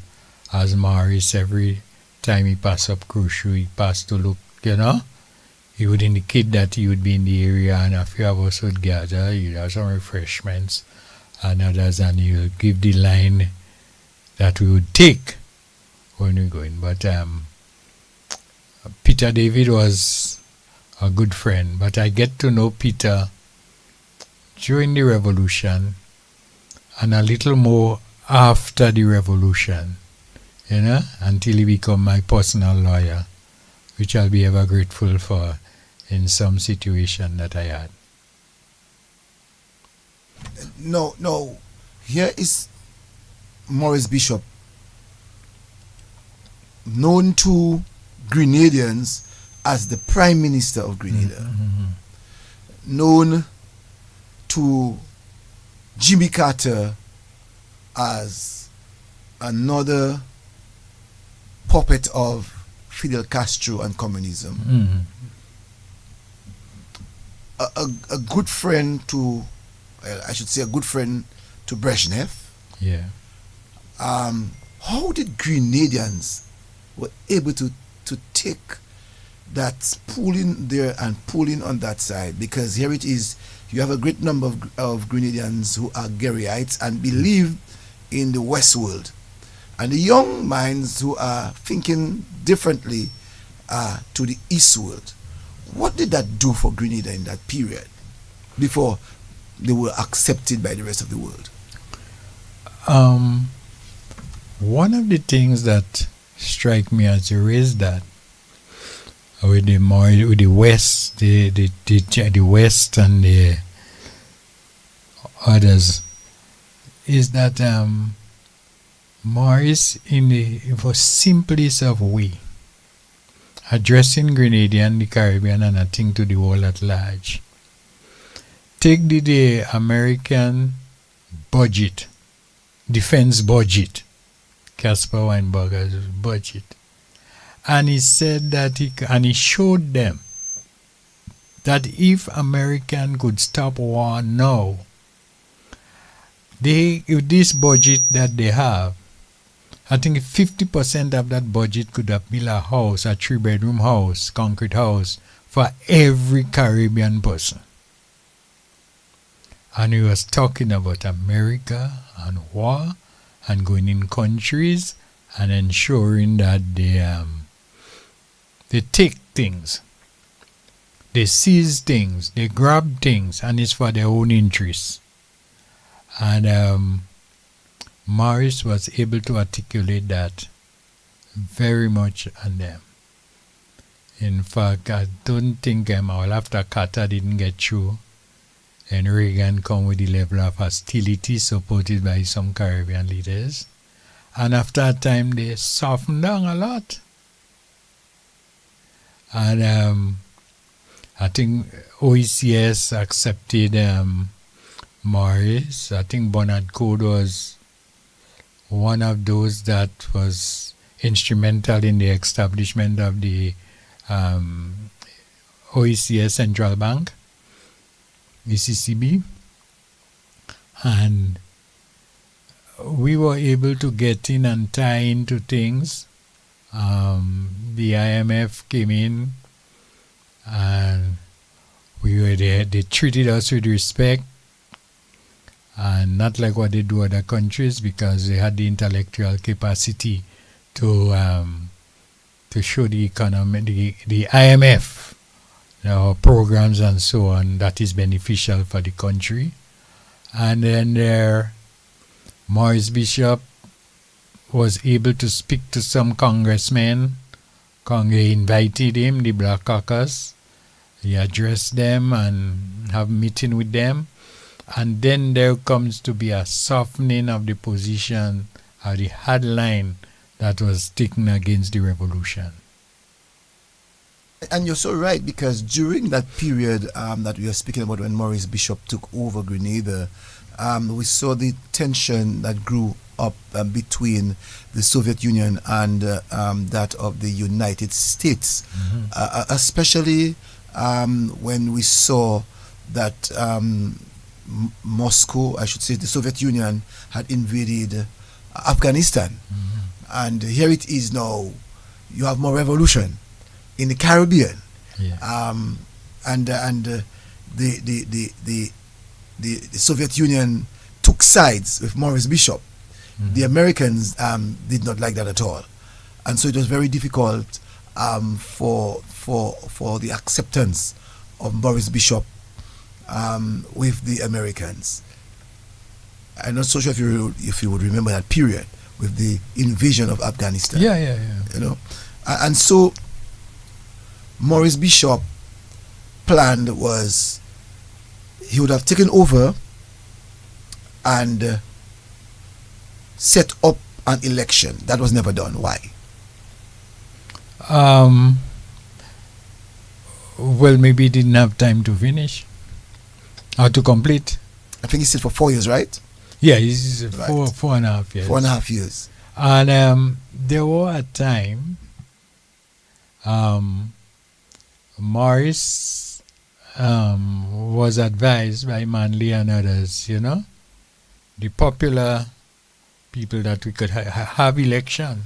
I think Eugenia Charles also in a conversation. I have a picture, I don't know if I'd send it for you. Both of them sit down chatting. And to have election, and I think Morris was considering this.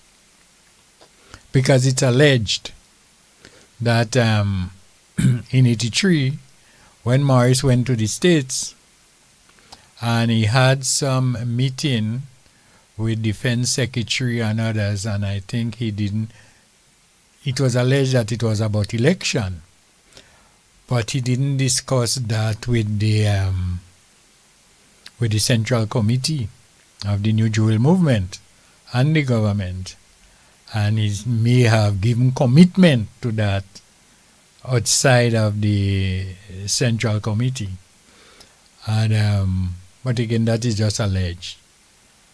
And so can I say that in reference to Maurice Bishop government maybe holding back on election could have been that the government wanted to focus on consolidating the revolution and maybe implementing more socialist policies. Maybe we could say they were giving priority to the economy, to really get the economy to be stable, because we know at that time that the economy of Grenada wasn't at the best, and to really help in the development, which I think will highlight Maurice Bishop's legacy is in that of social development over the elections. Would you say that? Well, that might be a possibility. Mm-hmm. And we know at that time literacy was very high. Yeah. And he had to focus on getting people more engaging, having greater understanding as to what is required of them than over that of an election. Let me ask you a question, Sam. In the allegation that you made there, in terms of going to the United States and probably negotiating for an election in Grenada, that they had the far left or the extreme left saw that as a betrayal of the revolution? Because you had the court who was a more extreme left than Bishop, who was more center. Yeah, well, I think they wanted to go at a higher level with the revolution, with the commitment of the revolution, the Marxist-Leninist line. And I think Bishop was more Democrat than we think. And closeness with Manley, and I think Eugenia Charles, Caspar Weinberger in the United States, Secretary of State, and they had conversations, it alleged. And I think there were some others that didn't like it. I also want to find out from you, Sam. Maurice Bishop, loved by the people of Grenada, cared about the people. I saw a tape of Maurice Bishop having a speech in Medgar Evers University in the United States, New York, to be precise. And he rumbled, created a tornado in that hall. Mm-hmm. How did Grenadians, especially the faction of the Garryites, how did they look at Maurice Bishop whenever he would have spoken in the at international forums? Well, a great fraction of them, and maybe the New Jewel movement people who supported them, when Maurice is in front of a microphone, they're like a child in first communion class looking at the priest. Full attention, because Maurice was a good communicator. He outlined things so that everybody could understand. And Grenadians were proud every time Maurice Bishop is in front of a microphone. They stop what they're doing and they listen carefully, analyze and talk about that. So you meet fellas, boy. You didn't hear Morris last night, boy. You didn't hear Morris in Hunter College, boy. You really get the US licks, boy, in their own place, boy. You hear he talk about what they do, what they want to donate to him, as compared to what his other friends around the world would donate to Grenada, and he outlined all of those, man. And people will take it in and discuss and want to make sure you get the point that Morris was making. People were very, very proud of Morris. I also want to find out, during that period that Morris took over, what was Eric Gary's relationship with Grenada? Well, he always, I would say, he always send and make threat that he will come to invade Grenada, you know, to take back. He won back his country. And there were some activists that was planning what we call counter-revolutionary action. So we give them a better place. A better place was offered them to sit down and plan the counter-revolutionary activities.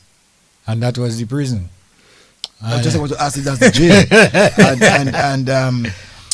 Did the public in Grenada now looked at Morris getting back at these people because he knew what he did to get power? Oh yeah, well, if you get power that way, to maintain the power, you have to ensure that you have the balancing act. That if things go that way, how you would go. If things go the other way. But sometimes as politicians, we do things without the clear assessment of the balancing act.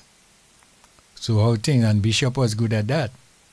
And one of the things was to ensure that some of these fellas don't create counter-revolutionary activities. I also would like to find out if Gary had ever come back to Grenada during that period of Morris Bishop reign. What do you think would have happened? I think there would have been, I don't want to use the word Haiti this week, but it would not have been an easy one. Because them secret police and Gary gangs would get back at. Oh man. They had planning that. You can say that Gary was still loved. Yeah. He was still loved by his followers. But I think the revolution did a good job at demonizing him. Yeah. No, what were some of the things that they, before I go to that, I know that Michel, not Dick, but former Prime Minister of Grenada, Michel. Dr. Michel? Yes. Did he, by any chance, in the period of the New Jewel movement, was he part and parcel of the New Jewel movement? Well, I should say, put it that way. There was alleged that he was part. Okay. And because he didn't get the Ministry of Education he wanted, that he didn't, he become sour with them. Okay. Because he and Chester Humphrey and them was good line buddies. Chester Outside. Humphrey still around? Yeah. I haven't seen this guy for a long time. Yeah, Chester was the one. They allege that was shipped the barrel of guns, and that overthrew the Eric Gary. Mm-hmm. They had him in court and all of that, and I think they had him in court, and I think he got freed. But he was a pivotal point in the revolution. Normally the church does not support the revolution or does not support socialist organization. Mm-hmm. What was the role of the church? Did they support Bishop or did they support Eric? I know. I think the church, Gary was becoming a cult, you know. He become so the mainstream churches and he didn't fancy them much. That's why it was alleged that the guns that overthrew him was stored in one of the churches.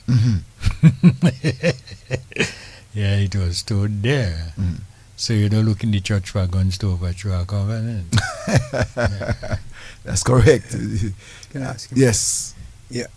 In terms of I don't know, I just want to ask him that. In terms of my interest now is how did they construct the Point Saling Airport? How was that done? Oh, and that is one of my baby. Because when Morris, I think was in August, 79 or where, when he announced in a massive rally how much bulldozers and chalk and tractor-vita and excavator and wheelbarrows and everything that would be coming to build the airport, you know, Grenadian was on a hype and he wanted everybody to contribute. Let me tell you, one of the things that is significant about participation in building that airport was that in every community from St. Patrick's to St. John's to St. Mark's to St. George's, come up St. David's, come up St. Andrew's and Garrick. Everybody was doing, them ladies with their ice cream can, selling ice cream cone, cheap, fudge, cake, candies, sandwich in the community and on weekends so that we could get money. All this money had to contribute to the airport fund, and that was Grenadians' participation because we're glad we don't have to overnight in Barbados. We're glad that we don't have to overnight in Trinidad coming to Grenada, and direct flight was the thing, and people see the value of direct flight. There was cool and the value of an international airport, what it would bring. And while we have the obstructionists in the region and internationally saying that we're building a Russian base to export communism to the Caribbean and Latin America. And that was sung.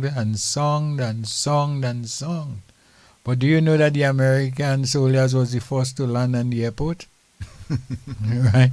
After the invasion. But would you say that some of the critics were not wrong in reference to the ideology of Maurice Bishop, especially getting people to go out there and to sell and to get things together for the construction of the international airport? Do you think that the critics of Maurice Bishop would have been wrong to think that he was a socialist? Because that's an act of socialism. Yeah, I don't hear Maurice is a socialist. You want every poor children to get education. I mean, when you think about it, Maurice sent ordinary children that was bright in school, didn't have no opportunities to send them to be a dentist. They come out doctors, good doctors. They come out engineers, civil engineers, quantity surveyors. We had economists, we had accountants, we had all the works through the Cuban people. And Maurice, there were a time they say for doctors, Grenada was over doctor per persons, you know. Was overpopulated. And that was Maurice's legacy. So someone says that on Facebook that the Grenadian Revolution was a failure, and the person said that a number of Grenadians were actually sent to jail. Another person said, "Do you know what was done to Grenadians by the Mongoose gang before the revolution?" And the person also asked, "In which jail?" I suppose that's a Grenadian. The name sounds very Grenadian. "In which jail the thousands were held?" So I want to ask you the question: what was the impact of the Mongoose gang in Grenada during Gary's period? Well, I had experience with them. Right in Crochu where I live.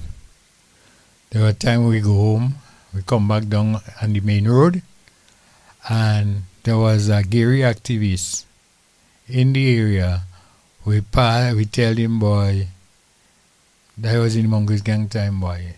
We come in for you all, no more sex exploitation again, because he was alleged that, sex for work. And we give him talk. A few of us teachers were in the junction there. And then when we there, we saw he leave and go, and when we there, a dump truck pass coming down, full of people on it. Cecil, they had cutlass, and they had the orange tree sucker, where they clean, where they going to hold and pick on the balance, the butu. And they come around here, and when we ask, what has happened, and I run up by Mr. Gibbs, that is Hilda Baino and my family there. And when Mr. Gibbs come down and he asks what's happening, what's happening there, and then he said, the person, I won't call his name, meet us up the road, and he say he meet some jewel in the junction there, and if he didn't drive out fast, they'd kill him. So they come now to meet. That was the Mongoose gang thing, they to beat and violence. They meet you in the shop and they don't like you, they box you up. And because they empowered you, you cannot respond easy, or you have to wait for another occasion to respond. So that person, I would say, well, the Mongoose gang did a lot of things against people. Some of the social programs that the revolution did, would you be able to tell us some of what the revolutionary grouping did in helping to change the whole physical structure of Grenada? Well, we had a road project going, the European Union. We had good Eastern Main Road project. The agriculture was good at the time, was growing. We had farmers. We had education. We had health care. We had the maternity leave law where introduced, where women would have to forfeit work for months without pay. Mm-hmm. When Morris came in, he bring in that. If that is a failure, if that is failure, now we say the revolution is a failure. As you once said, the revolution is a failure. Yes, it failed in the end, but it wasn't a failure. We had the maternity law. We had good or better roads, Eastern Main Road project, the Eastern Main Road project that was on stream. We had the agriculture program. We had the model farm program program going in agriculture. And we had children didn't have to pay for school again. Everybody free education. If that is failure, measure it as failure. Every child has an opportunity, whether they come from the Baccaroo, Zilin, St. Patrick's to the Tongue and Lansapine.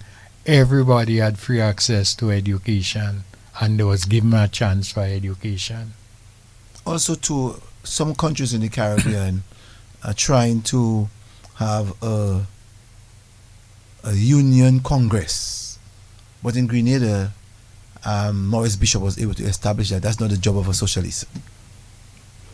Well, trade union congress, you see, it depends on how you handle it, because somebody could have a Rottweiler and he's inside the house and he play with all the children and everything, and somebody else have another Rottweiler, same kind of breed, and he will bite and get on and behave disorderly. And all depends on the master in the house, how he train the dog. Now, in workers, we had a strong private sector and we had a good public sector. And the Trade Union Congress Council was able to be participating in the building of the revolution. They was given opportunities. You had the Technical and Allied Workers Union, the great Chester Humphrey and Jim Ordali. Then you had you had Commercial and Industrial Workers Union. Vincent Noel, who died, Bank and General Workers Union. You had all of these people. So Maurice Bishop was to visit workplace and motivate workers.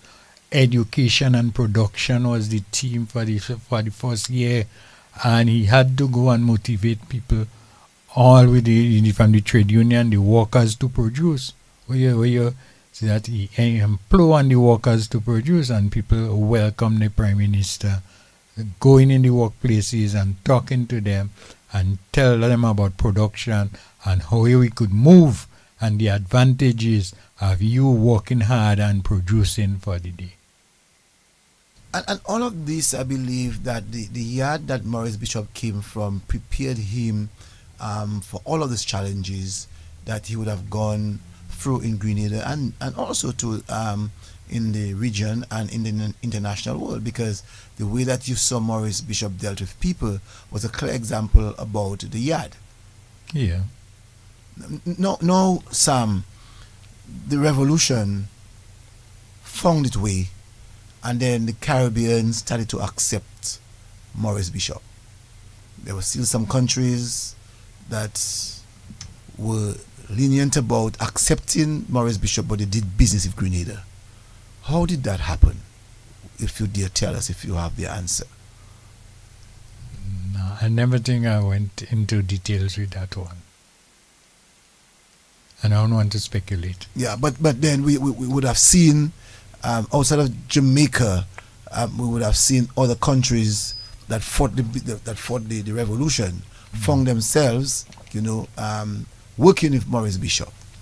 Oh yes, because you see, some people say when you can't fight me, join me, and they saw the value in Maurice Bishop utterance as he articulate what the region needs, and the region need housing, the region need roads. They take all our bananas, all our cocoa, all our sugar, and go in Europe and leave us stranded. Maurice Bishop make that extremely plain for the Caribbean to see how we were exploited. As you said, exploited, do you believe by any chance or sheer imagination that the difference between Maurice Bishop and Cord was because one was grassroots and the other one was bourgeois? Do you think so? No, I think it's ideology. Ideology? Yeah. I think you see, let me put it this way. It's like an economist and a lawyer. Sometimes an IMF economist, he's trained. A fella spent 10, 15 years in the IMF. If we know what IMF do to our region, Guyana, Dominica, Grenada, Trinidad, Jamaica, they train to chop to save. Economists say, well, look, let me cut out the social program. IMF will say, let's nationalize the light and power and water. Let's nationalize that. You have to sell that, privatize that, privatize that, privatize that. And as economists, so they train, so they program. Now a lawyer now would see people with pity and with a real heart of understanding the human part of life. IMF don't understand. IMF trainees don't understand that, and workers don't understand that. And Bishop saw in people, he had love for people. If when Maurice go to a meeting or sometime the boy, and sometimes he does tell them, especially with senior people, he tells the security, oh, don't bother with them, man, just cover. They come in, they hug him, they want to touch the Prime Minister. Even somebody get realized. he was able to he was able to convince people that he is the man for them, Morris. And so at a time, the supporters of Gary, he treat them good, he give them money, and the estate, he treat them to ride, they get back profit sharing here with the union. The Gary workers, for the first time in life, was under the revolution, get profit sharing on the estate. And they were happy and dancing because their leader.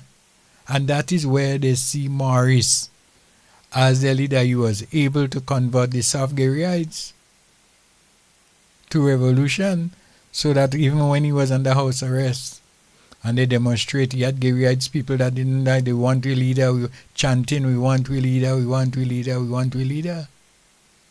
So as you said earlier on in reference to the onion and the layers, how the first layer did not observe or understand what was going on between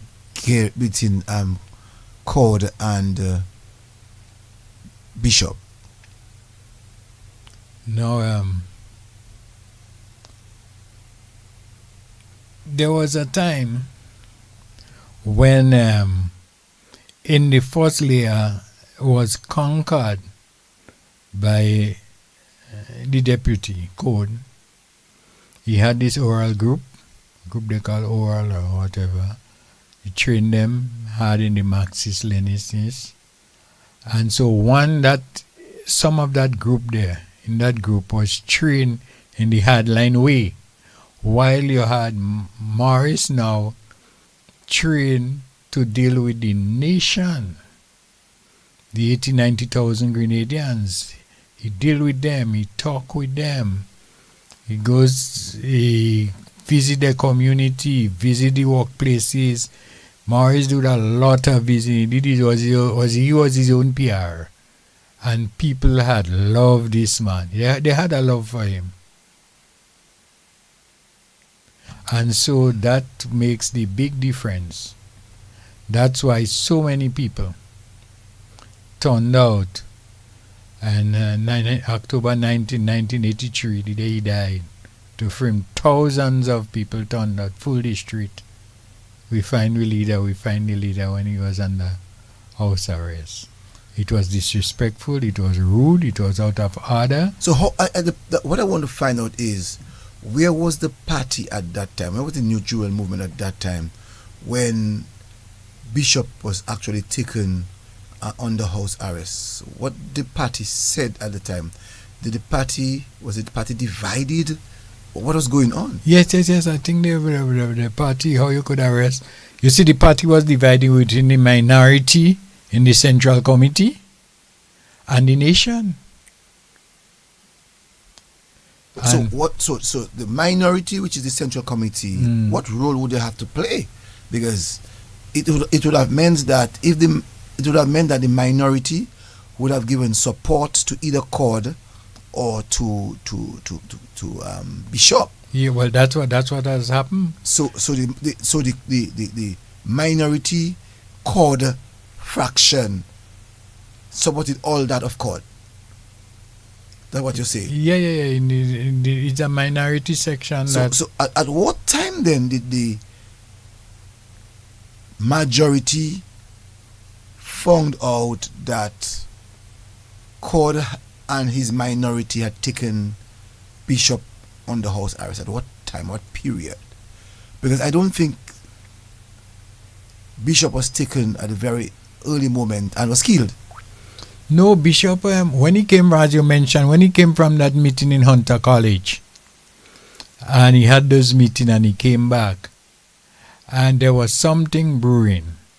And with my experience, I was in Kosher school that day, and when 1 o'clock, the bell ring, a school child tell me, Mr. Leslie asked me to come. No, if I could come. So I went and tell the principal, look, Mr. Leslie sent and called me. So I passed, not on the main road, in a shorter cut to reach within about less than 5 minutes. And when I'm going down the hill to approach the Freedom Street shop, I see the two brown cressida, so I say, Bish is in the place, boy. And when I go in there, and in the shop, I met Bishop Fitzroy Bean, Jackie Creff, Vincent Oil. And then we greet each other, and then the owner of the shop says, Morris is here, you know. Can't go in Youngtown. You were supposed to go in town since yesterday. But they had planned to assassinate him on the hill, so he sleep in the area, in a great house in estate house. And then now, he said that Code and his wife planned to kill him. And he's, you know, and Jackie sit down there, quiet and everybody. And that is where we get the news. The Central Committee take over. They take over the army. They raised the army fees, salaries there. And what they was doing now, because they came to me the day before and telling me that they're taking an inventory of all the arms, the guns, and so they collecting it to bring down. All that time message reached me that them boys want to disarm all the Morris supporters. So I tell them I ain't giving them. And I say, you know the number, you know, I have a AK and I have a 45, you know the serial number. Just tick, I have it. I say, you could take my gun in the area. Everybody gonna know disarm. But that can happen, something wrong. And he just leave me and he go, there's a colonel. And then he never take my van. He had to give up mine to the Yankees. But Bishop knew. And when Bishop go down the next day, they went to the committee and what, and they put him under house arrest. Sometimes I doesn't even want to think and talk about that. How you could be so disrespectful to do that to your leader? The man that make the revolution, the man that was in hospital for the revolution, the man that get beat up for the revolution, the man that lost his father for the revolution. You don't believe that Jackie Cord, the wife of Bernard Cord, not Jack, Phyllis Cord. So Phyllis Cord, sorry, yeah. I say Jackie. Phyllis Cord, who was Jamaican, yeah, who herself was a Marxist. Yeah. So she had the Marxist ideology. So you don't believe that she was the one who was actually pushing Bernard Cord into ensuring that he would have gotten the assassination of Comrade Bishop? How instrumental that she was? I'm not sure. Because she would have her strong hardline feelings, and she husband has his hardline feelings. But in my mind, I cannot conclude because I don't have the hard facts evidence. But she was this. There is alleged that people are saying she was the one that was pushing. She wanted to be the prime minister's wife rather than the ideology. You know, she wants to be the prime minister's wife. So that is the rumor that was going around allegedly. But she was very militant. Yeah. Very, very, very militant. I mean, the region knew that she was very militant. Yeah. So in that case, I would have liked to know what kind of conversation that you would have had with Maurice Bishop, you know, in the absence of her husband, or what the conversation she would have had with Maurice Bishop in the presence of her husband, because she was so very much militant and a Marxist in terms of ideology. I would have liked to know personally what type of conversation that they would have had. And that's what I'm going to do my best. And I wish whoever is hearing me could get me the number of Cord, because I need to speak to Cord. I've been asking for that about 2 years now, to speak to Cord. But there were times, it's alleged too, that she was not very respectful to the Prime Minister in conversation and in meetings. Her utterance was not dignified. In Jamaican? Yeah. You was going to say something? Yeah. Is she still alive? I think so, yeah. Yes, I think she's still alive. And what about Cord? Is He's still alive. He's in Canada, I think. Okay. Yeah, he's in Canada. You know.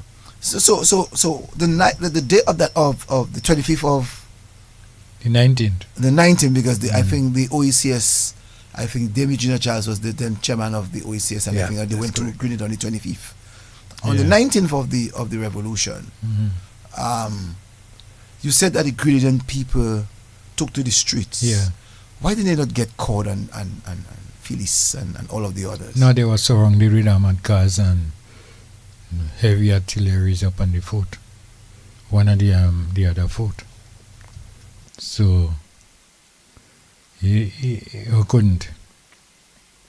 Nobody wanted to be a martyr. No. If you're saying that Bishop Father gave his life for Grenada, Bishop now has given his life for Grenada. He has done so much for Grenada. Why couldn't, outside of the central committee of the party? Right, with good question. Yes. In that situation, my comrade, you see, I see there was a counter-revolution. Because in the counter-revolution, you'd have to have certain military persons with you in the counter. So I suspect there was a counter-revolution mounted by Cord and his wife and other elements within the central committee. Is that so? Yeah. So where would have been people like Peter David? Was the former Prime Minister of Grenada who did one term about 10 years ago? Judge Rizan? No, not Judge Brison. How could I forget his name? Tillman. Oh, Tillman? Yeah, where was Tillman? Tillman was in jail. Tillman was in jail. So which means that Tillman wasn't part of the revolution. No. He didn't support the revolution. In fact, Maurice Bishop that took him to Dubai, you know. I think it's Maurice Bishop that carried him to Dubai. And they were good friends. In fact, he was a human rights lawyer, Tillman, with Maurice and them. But I think his views changed when things started to turn around the second year of the revolution. He and Lloyd was the Attorney General. They locked him up too. All of them are up in jail. But I saw that quite a number of the members of the New Jewel movement actually became part and parcel of Tillman's, I think, NDC party. Yeah. In the process. You see, National Democratic Congress. That's the name of the party. Because what has happened there, what Tillman had shown was a big reconciliation in the history of Grenada.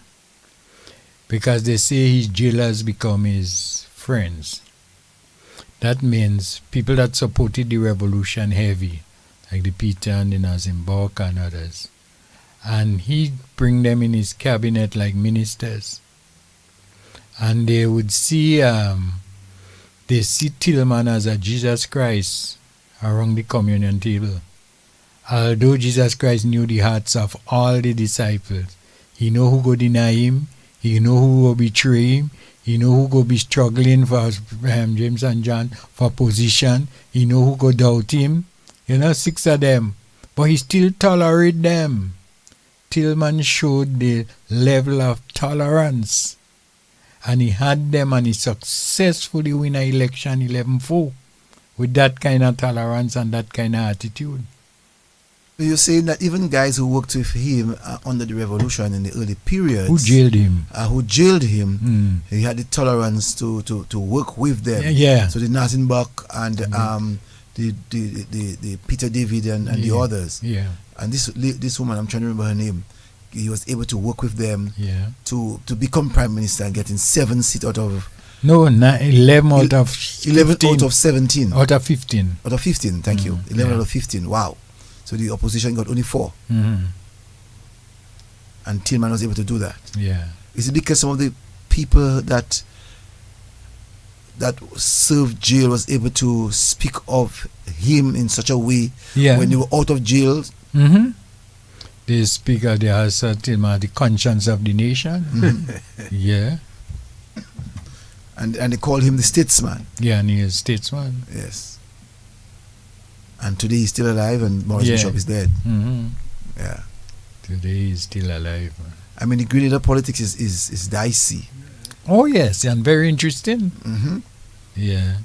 Very, very interesting. Yes, it's very, very, very dicey. For And instance, if I were to tell you this about myself too, after the invasion, Eugenia Charles and Judge Brizan came up to my house, and Judge had bring them, and they wanted me to be a candidate for the party that Eugenia Charles and from the New National Party then under Howard Blaze. And then Daddy say, well, okay, he happy about that, but my mother tell me, Mommy say, no. so the same NNP is the same Yeah. today. It's in power today. Yeah. Okay. No, he's the same NMP today, but they're in a position home now. Yes. And Eugenia Charles say, I say, well, bring somebody, I'll help them, I'll win it for them. Because I was president of the Cricket Association I was the Teachers Union president, and a community man. So I want that for her easy. Because my mother tell me, if you're there on the beach with your family in the water, people lining up on the sand to harass you, they want requests, they want things. You lie down home in the hammock playing with your children, they come in home and you're then from the priest taking communion, they want to juke you to give you a medical paper, a prescription like you're a doctor or what. So she tell me that going to be too stressful for me. And I did take it, but Mama would not like me with that instead, with that situation. That's So why you she actually brought went me up back. you actually went up for the NNP. Huh? Actually made yourself, or you actually was. No, I didn't go. I You turned didn't go? down. I didn't go. Somebody came in. I tell them recommend somebody, and I go win it for them. So they bring a candidate, and she won. I did all the thing, and Mama bring me here in 86. 86, where you call the Lion River Hotel. Yes. Me and some big boys in Dominica, So you were part of And the, all you were the part of the revenge- Green Party in Grenada. Yeah, the CDU, yeah. Caribbean Democratic Union. Mm-hmm. With Siaga and Mamu and Compton and Tom Son Adams. Mitchell, Tom Adams and them. Yes. We met in the Lion River And to do most some times, training. Most times that you would have met in Barbados. Yeah, That was your headquarters. Barbados. and that was good. And in fact, Mamu see me as a youth man at that time. She engaged me in she recommended me to go to the 1988 Reagan campaign. You were there? How come I didn't see you? You were there? I was there, man. I was there. I mean, I wasn't a Reaganite. As a fact, I was invited to be at for young people conference for young people of the world, where we had this big international conference. Okay. In New York. You didn't went to the one in St. Thomas? No, I didn't go to the one in St. Thomas. How was it? I had a picture with me that and was the her. second leg. Okay. I did not like the first leg because at the time I was a socialist. But one of the things that I like a lot in that was listening to Jesse Jackson's speech. Jesse Jackson. The Rainbow Coalition, Yes. man. He tell the Caucus, I remember him telling the Caucus, he came here by immigrant ship.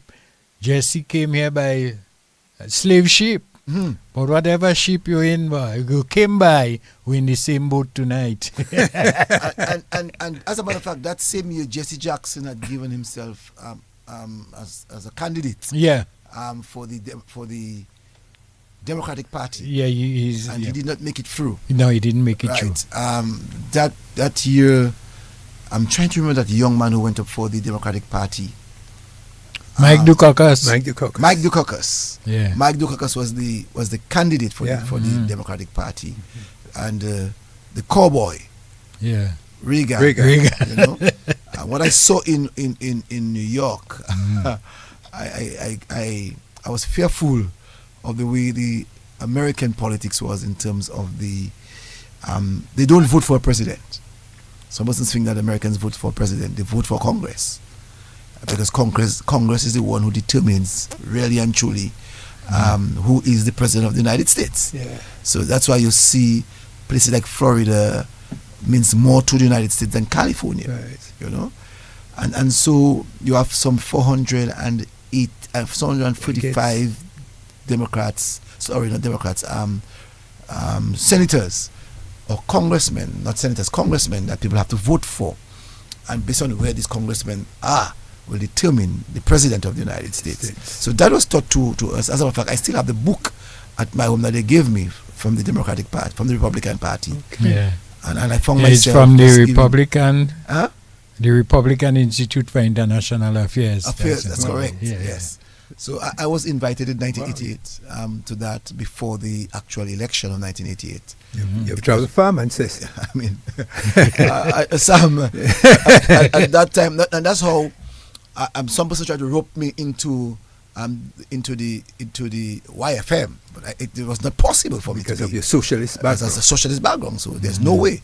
So they got me to be involved in those things. That's why I remember once they brought me to Barbados, and I'm telling those guys I'm not part of you all. Why would I have to be in Barbados? I'm not interested. You know, I was very clear to them. I'm not interested. Then they gave me an invitation to go to the United States. And when I arrived in the United States, the second leg, I did not go to the second leg, which was in St. Thomas. And I suspect that's where Sam, you went? Yeah, I was there. Right, you know. Mama so in those was days, there. There's no way I could support Siaga. There's no way I could support Tom Adams. There's no way I was supporting Eugenia Charles. There was no way I was supporting Blazon from Grenada. Robert Blaze. There was no way. There was another party. So the people that we supported was more or less the Bird in Antigua, Michael Douglas in Dominica. We were opposition. As a matter of fact, we had an opposition group in that period, and so the politics of those days was very interesting. Sam. Right. Oh yeah, very, very interesting. Let me ask Sam a question, which I become very interested in, just to take him back a bit. Sam, what really happened to Bishop? In terms of after his death? What happened? Was he assassinated? What happened to him? Well, when they went in and captured the fort where he was at the time, they brought him up to the square and line him up there. He, Unison White Man, who it was, Vincent Noel. Speak up. Jackie Kraft. They put them against the wall there and they execute them. Jackie was pregnant, right? Yeah. Yeah. That was cool. That was cool. Yeah, that was cool. Did they ever get the body? Well, I'm not sure because you're having all kind of story. Say the Americans go with it. It was at the School of Medicine. But they never get the body recovered to have a decent burial. Hold on now. As if I never got that part. They never got the body of Bishop? Well, in fact, it's alleged when they was assassinated and the hill executed there, they cut up the body, maybe mixed them up and burned them somewhere in Calivini. So in a grave. So when the invasion, people showed them where the Americans, where the body is, and they take it to do forensic work. But they say the university that must have it. Some say the Americans go with it. Never get the body for a burial. That must be sad for Grenadians. Mm-hmm. That must be very sad for Grenadians that a man who have served and he was executed and Body burnt, according alleged, and has not been found. So there's no way you can go nowhere in Grenada you can go and see a grave saying No. that Bishop was buried in that place. No. Well, I was reading something, Sam, in the I think the newspaper in Grenada about the revolution, which they've had several articles written about it. And did they ever find out who the persons who I heard certain names were being called, who were part of the firing squad? Oh yeah. Did they ever find? I know one. In fact, I gave him a lift about in 2018. I knew him well. His father and my father was real good friends. And they tell me he's the one, so I chat with him, come up. We were driving, I was giving him a lift, and he tell me, do it and you regret. You see, when you're young, you're stupid. That is how he put it, you know. So that was, he was the one. That is, and he was able to tell you that. Yeah. I deduced it from him. I like Brendan. I just deduce things when I want make people comfortable, and then they let out. I wonder how did you ever ask him how he's now living? Yeah, because I asked him, I say, boy, when you watch what you do there, Louder. I told him that when you're relaxing now, I was in a kind of counseling conversation. I'm asking him if he goes to counseling and all of that, because when you're living now, and you go and lie down on your bed, you're there on your back watching the roof, that would play on your mind. Sometimes you're doing work in the toilet, that could play on your mind. And I was telling him about this mind thing, and he told me that's one of the worries that sometimes he have. You know, in getting rid of that whole situation. He pray about it, he do all of that, but it's stubborn in his life. So, but would you have asked him how did he position himself? Did you ask him to give you the act? No. No. But you counsel him? Because I had an idea, because I used to be in the court when the same one that did the electoral reform here, what's his name, Baron, was the lawyer. Was the judge.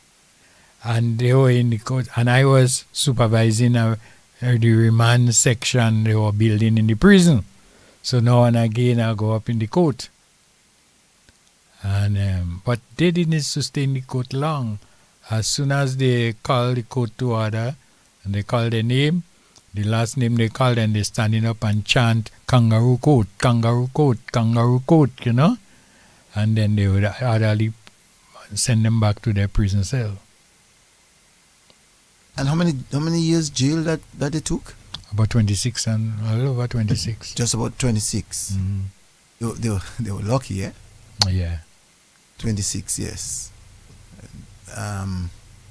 That's a cloud over Grenada. Yeah. Not getting the body of Maurice Bishop. Well, Sam, for my own thinking, revolutions are very difficult things, because you see, when you have a revolution, there's a possibility there might be counter-revolution. Oh, yeah. Because some people talk revolution loosely. So, they say revolution. But you can see within a revolution, there are other extreme ends of the revolution who wants to counter that revolution. Am I right in saying that, sir? Yes, because in some instance, some people will talk revolution, let's have a revolution. But if you're going to overthrow an elected government in a revolution, you have to have the balancing act to know how you're going to maintain that. And sometimes in maintaining that, you have to kill your own. Let's take, for example, two fellas that fight, and I love these two fellas, Joshua Nkomo and Robert Mugabe. Right? They fight in Rhodesia there. And when they get in power now, Nkomo had to run for his life.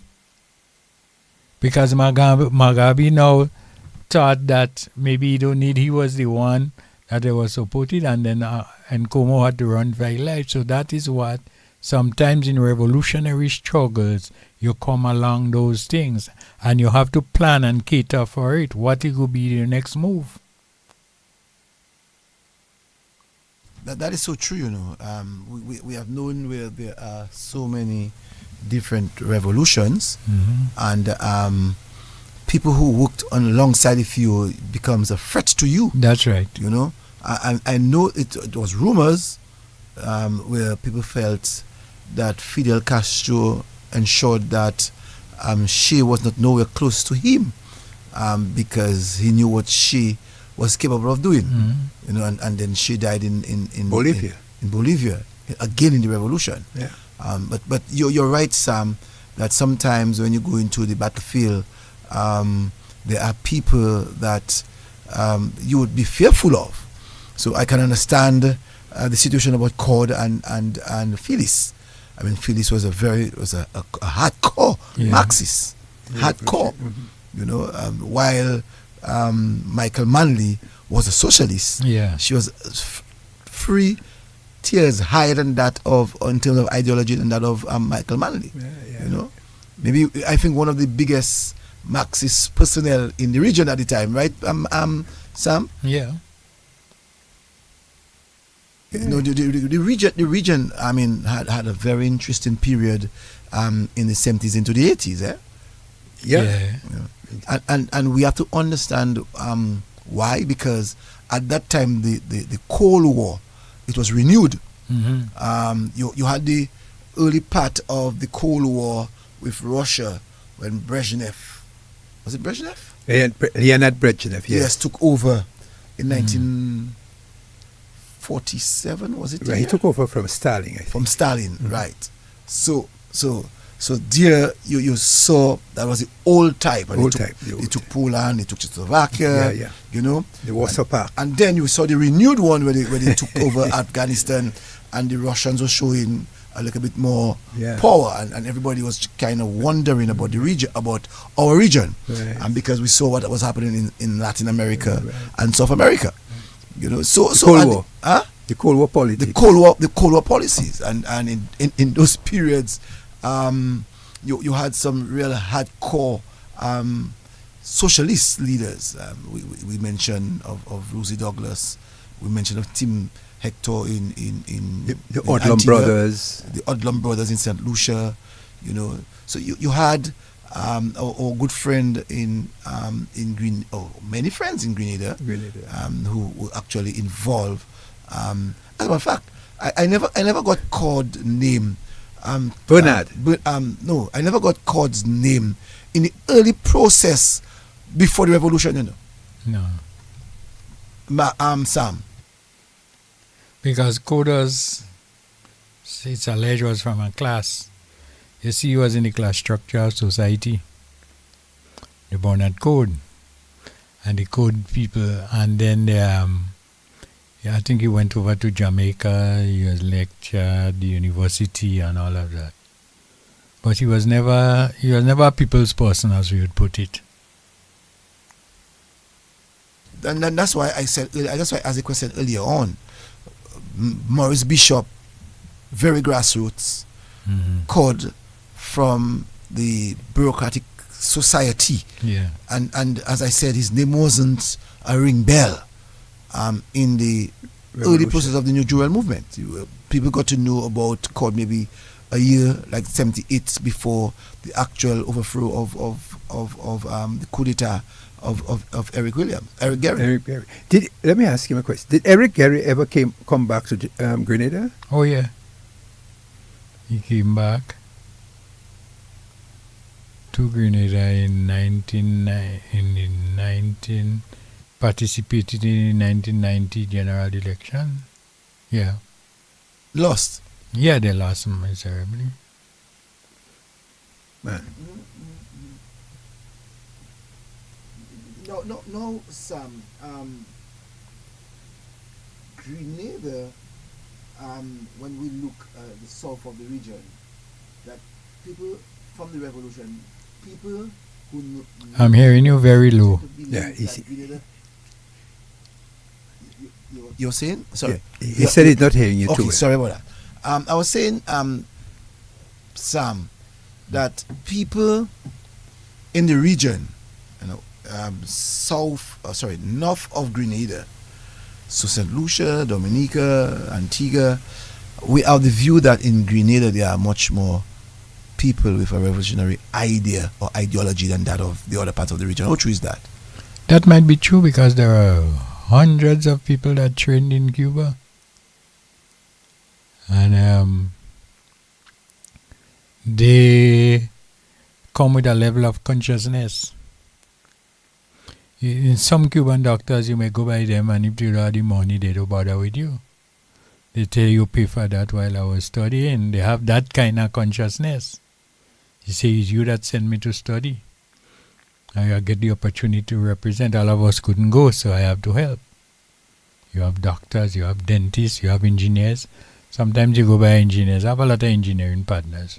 And sometimes we go by them and you say, boy, I want you to review that design for me. I do a house design day, review, and they do it free. They're glad to do it. And you have some again, you have to pay in advance. So there is a consciousness, and there is plenty of Grenadians that had that kind of training and discipline. Yeah. Sam, what would you say are the lessons of the revolution in Grenada? Well, there was a lot of lessons that we would learn in Grenada from the exercise. As one person said in the chat, and I agree with him, he said the revolution failed, and everybody know on October 19 the revolution failed. And another one talked about the person that was in prison. Some people get in prison and Richmond Hill in the prison building itself. And some people get in prison in their own home. Some teachers get in prison even in the classroom that they teach. It's a mental prison, from a mental state. And you see secret police come in or one of them, then you become, a prisoner.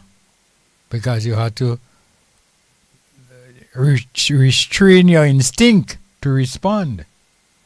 And if we're looking at prison, we go see there were more people out of jail than us was inside a jail. And that was the kind of atmosphere and attitude and kind of hostile way maybe of dealing with people. And that is Eric Gary died in 1997, August of 1997, at the age of 75. Served the country. Was he given? No, man. Eric Gary should have been more than that. 75. He died at the age of 75, I think. Okay. Because he died in 1997. And did he receive a state funeral? Yes, he did. Okay. Amidst everything else, he received a state funeral. Just like Patrick. Yes. Patrick received a state funeral. And that state funeral, it's alleged that it was more political than really statesmanship, because the then Prime Minister that did that was hoping he'd get Algeria supporters to follow him. So it was more strategy than statehood. That's right. I like that. Cecil, there was one time too, as you talk about the CDU and the Republican Institute for International Affairs, they had recruited me in 2018 together with a lady from the British Conservative Party and one from the Republican Party to run a seminar on the ground game for the Caribbean. You had two Dominicans in my class. Sam, you have been everywhere. Yeah, but they had me. We had it in a hotel home, and there were two Dominicans. And these were interesting times, though. I must say, Sam, at that period in the 80s, those of us who were especially socialists, I do not know much of the capitalist side, but those of us who were socialists, every 3 months we would have had some level of training or some induction to understand your ideology even greater. So many of us would have visited Libya, North Korea, Czechoslovakia, the Soviet Union, Cuba, Poland to a certain extent, so many of us would have visited those countries in those periods, and we were just there. There was one of the things about the period of the Cold War was that the world was divided into, we would say, East and West. Yeah. So the East were the Warsaw Pact and to the west was NATO or countries who were more democratic.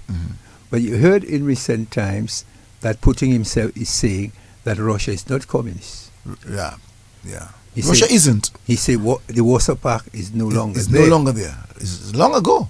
So you're dealing Since the now. fall of 1989, under Bush, under senior Bush, that is long gone. After the dismantling of the Berlin Wall. East and West Germany, Right. the Berlin Wall. So the Soviet Union no longer existed. Is- So Putin is saying quite clearly he's running a market economy. As a matter of fact, Poland is even against Russia in Right. the war. So there's no longer the struggle between the East and the West as it was in the Cold War. Czechoslovakia is no longer a communist country. Right. So we have seen the fall of the Cold War. Right. We have seen the fall of more or less communism. Right. According to some So people. if we talk, and Sam can say quickly, if we talk about Russia now, are we talking about a communist state? Or are we talking about, what are we talking about? A totalitarian For me, it's state? a mixed economy. What do you think, Sam? Yeah, Russia, no. The only part they would take in Russia is maybe the human rights part. They would play the human rights card.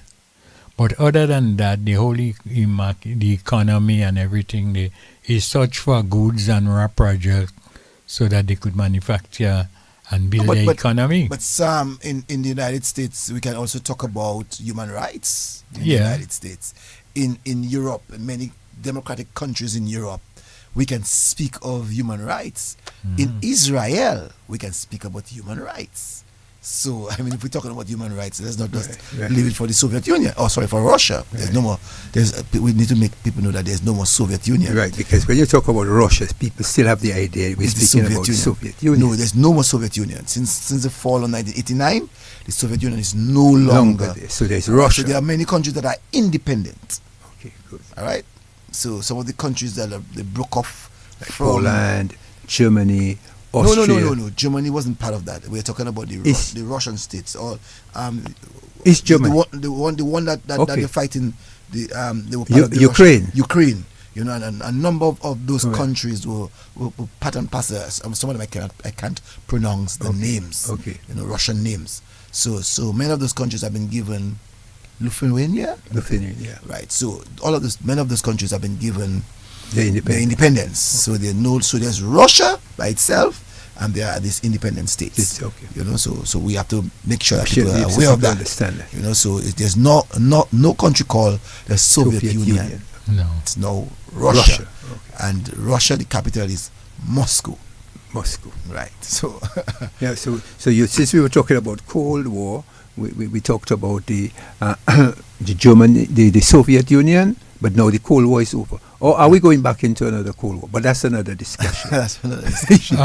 Yes. One of the things, Cecil, our view on that, I've been reflecting on that for some time.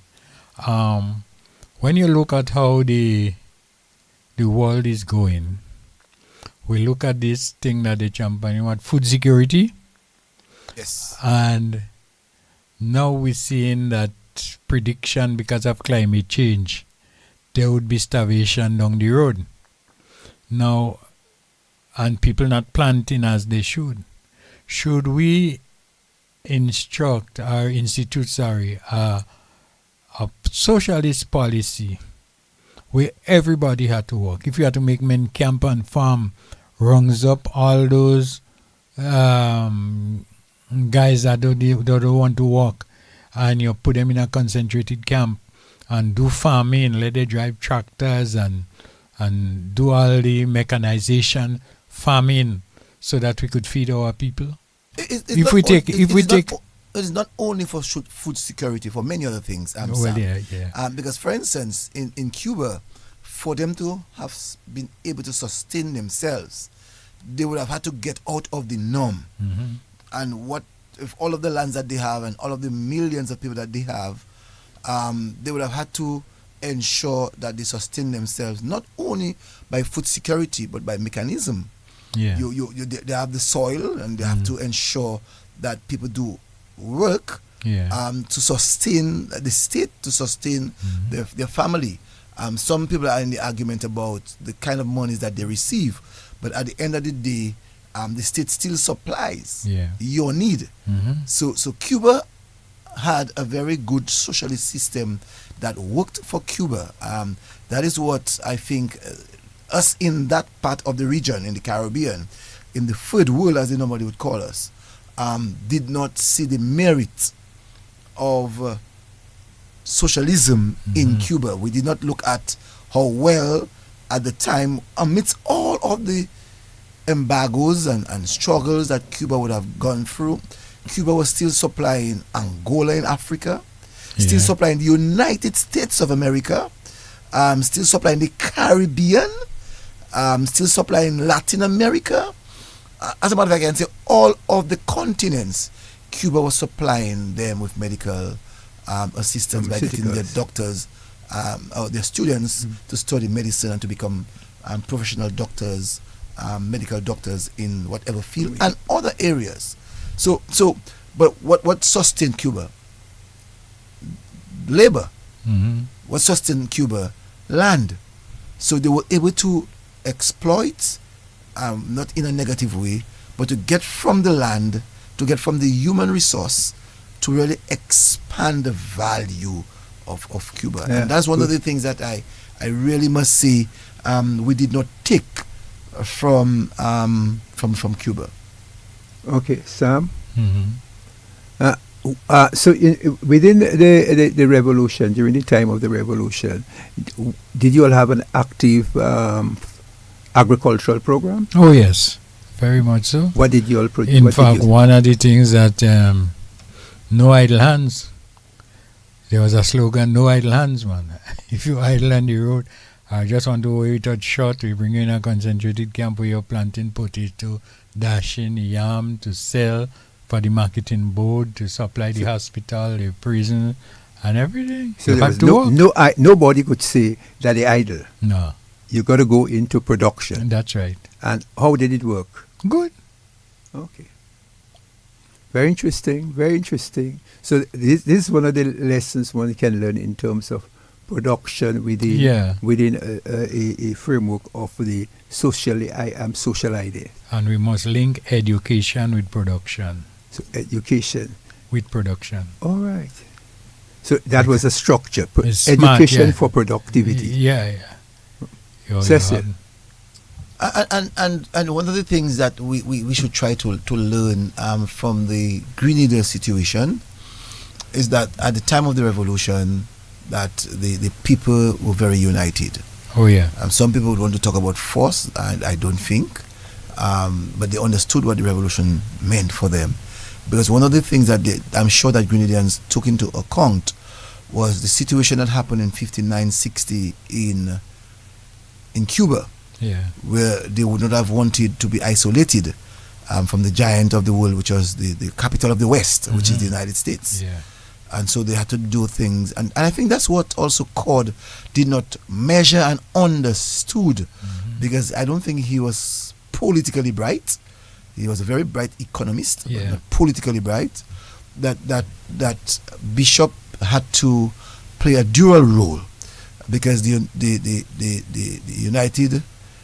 I should say the Soviet Union did supply quite a lot of the mechanical tools that were required for them to do agriculture and many other things. Yeah. And the United States, as an enterprise, commercial enterprise, close to the doors of the Caribbean, would have had to have that relationship. That's why he went to speak at the United Nations to really outline to Grenada, to the president, of the importance. At the time, I think it was President Carter? No. President Reagan? President Reagan. Right after, because Reagan came in 80, right after. Sam, So do you believe that if, I mean, that's hypothetical, if Bishop was still alive, the Americans would have invaded? No, man. No. I don't think so. I don't think so. Eugenia Charles and the OECS only involved themselves because of what happened in 83. They had no other choice. Eugenia Charles already she was anti-socialism, and she saw the reason for her to bring back some level of stability ideologically to Grenada. So she would have brought in President Reagan. I have never faulted her for bringing in the United States of America. And I think it was needed. Also, the fact that they were American citizens living inside there. Do you think at some point in time, Sam, that Eugenia and Morris became friends? Were they talking? Oh yeah, man, I have a picture. I don't know if I sent it for Cecil already. And she and Morris sit down close by, yeah. Okay. So maybe that's one of the things to Eugenia Charles was, the Governor General told me once, Paul Schoon, we were chatting after long after the invasion, and she told me when Rosie Douglas and Tim Hector and Adlam and them started to condemn the invasion on the 25th. Eugenia tell him to tell the world that in the rescue of human life there is no law. Eugenia Charles is a very bright woman. In the She's a very bright woman. She told Paul Scott that. She told him to tell the world that, to tell them fellas that making noise. You know? And that was a good time. Yes, the revolution has its challenges. Sometimes a nice family, woman is pregnant, and she died in childbirth. That's not what you wish, but it happened. You can't do anything about that. And so the revolution failed, and the person that said, you know how much people in jail, that was true. The revolution failed. Yes, it failed in 1983. And but he had some plus with it, and one of the biggest economic plus, Grenada economic gateway to the world today, Maurice Bishop International Airport, is that's what causing our economy to rise. When thousands of students coming into the university, the airport is just there. From any part of America, you're landing straight in MBA. That soon would happen to another country where I reside at some time. When jets come in from New York and Boston and Miami and Gateway in England, London and Heathrow and all these places, Toronto, they would be landing there. And people will say, for sure from Dubai. That's right. So you're saying the international points at what's the name now? Morris Bishop. Morris Bishop International. Oh, Morris Bishop. They named it after him. Okay. Still Morris Bishop. And so you're saying that many people coming through that airport? Oh yes. Oh yes. It's not a white elephant. It's not a white elephant. No, it isn't. Okay. You know. When you go on a Monday, tomorrow God's willing, Monday, Wednesdays, sometimes you have two from England, JetBlue, American Airlines. Sometimes on a day you have all this airline touching down and taking out. And those things are important, you know. Very important. In terms of understanding the value of leadership, how you have to lead a country.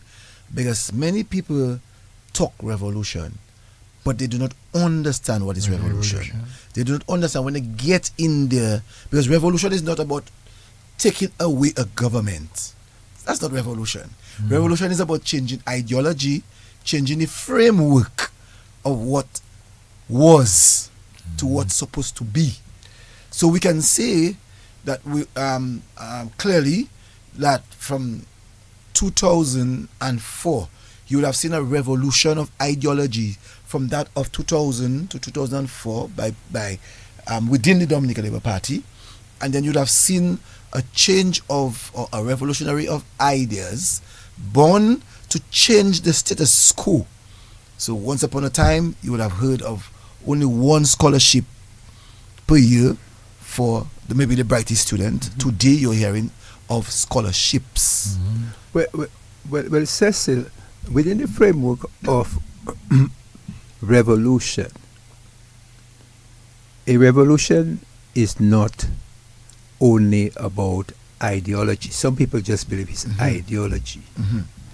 A revolution, you could have what is known as the Renaissance. Yes. Was a revolution in ideology. A Reformation. A reformation. Was a but some people in the broad base of revolution do not understand the concept of revolution, because for them a revolution is change. Well, that's where I think some persons are actually getting it wrong.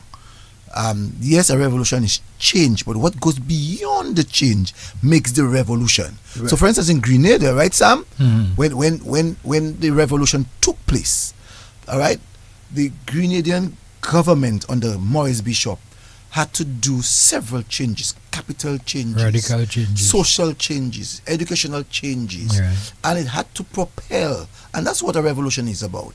Fidel Castro and Cuba, you would have seen the impact of a revolution. In China, when these young students were in front of this massive armored vehicle, you saw that revolution, and not necessarily the change of ideology, but the renaissance of ideology actually changed. And today you have seen a China that is open, more enterprise, and these are the things that I think some people do not have the capacity to sit and think about. But because, and Sam, I don't know, you can correct me, and that's my idea, because sometimes people see revolution as something different, just radical change for the sake of change. And we see it all the time in terms of people paying the price of the revolution, where you have counter-revolution within the same organized structure. And so, Sam, you can help me out there, as you saw in Grenada, with the counter-revolution. Because, as I said before, people want to only thinking of the power, to be in control, to be in charge, but not necessarily a revolution in terms of transforming the society, in terms of something better, in terms of production, education, housing, healthcare, scholarships.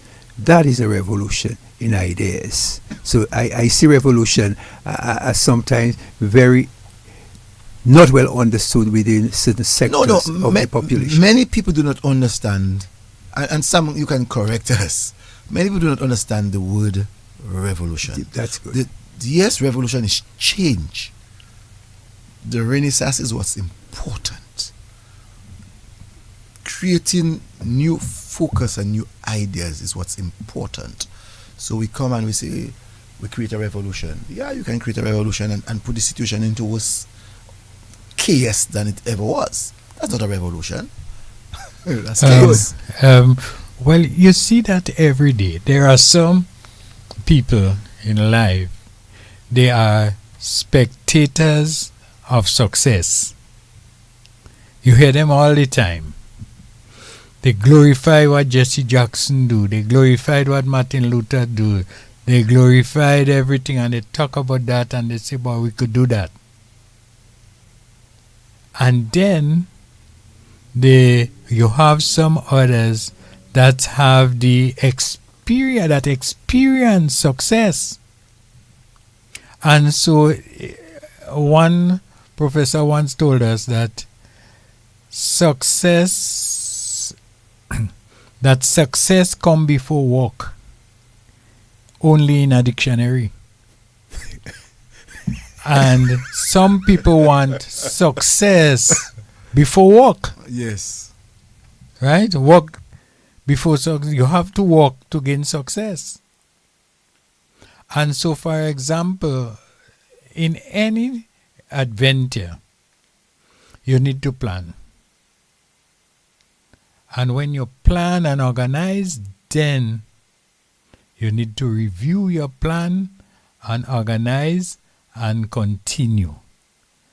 It's like, Johan, if I grab this bottle, the big finger does say, "No, I ain't taking part," otherwise the bottle would fall. So you need cooperation whenever You want to go on any venture in revolution, you need cooperation. If you grab the flask and the big finger say, me are taking part in that grab, and you open. Normally when you open, the others might follow and say, what happened? The glass fall. Look at your hand as an example when you're going to an operation, when you're going to do things. Grab it. Yes, everybody cooperate together. But if the big finger say, I ain't taking part, then the others slack back and the thing fall right flat on the face, as some days ago.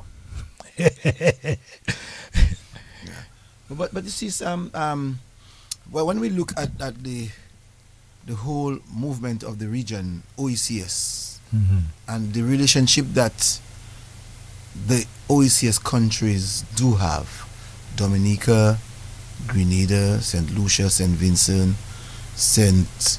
Kitts, Antigua,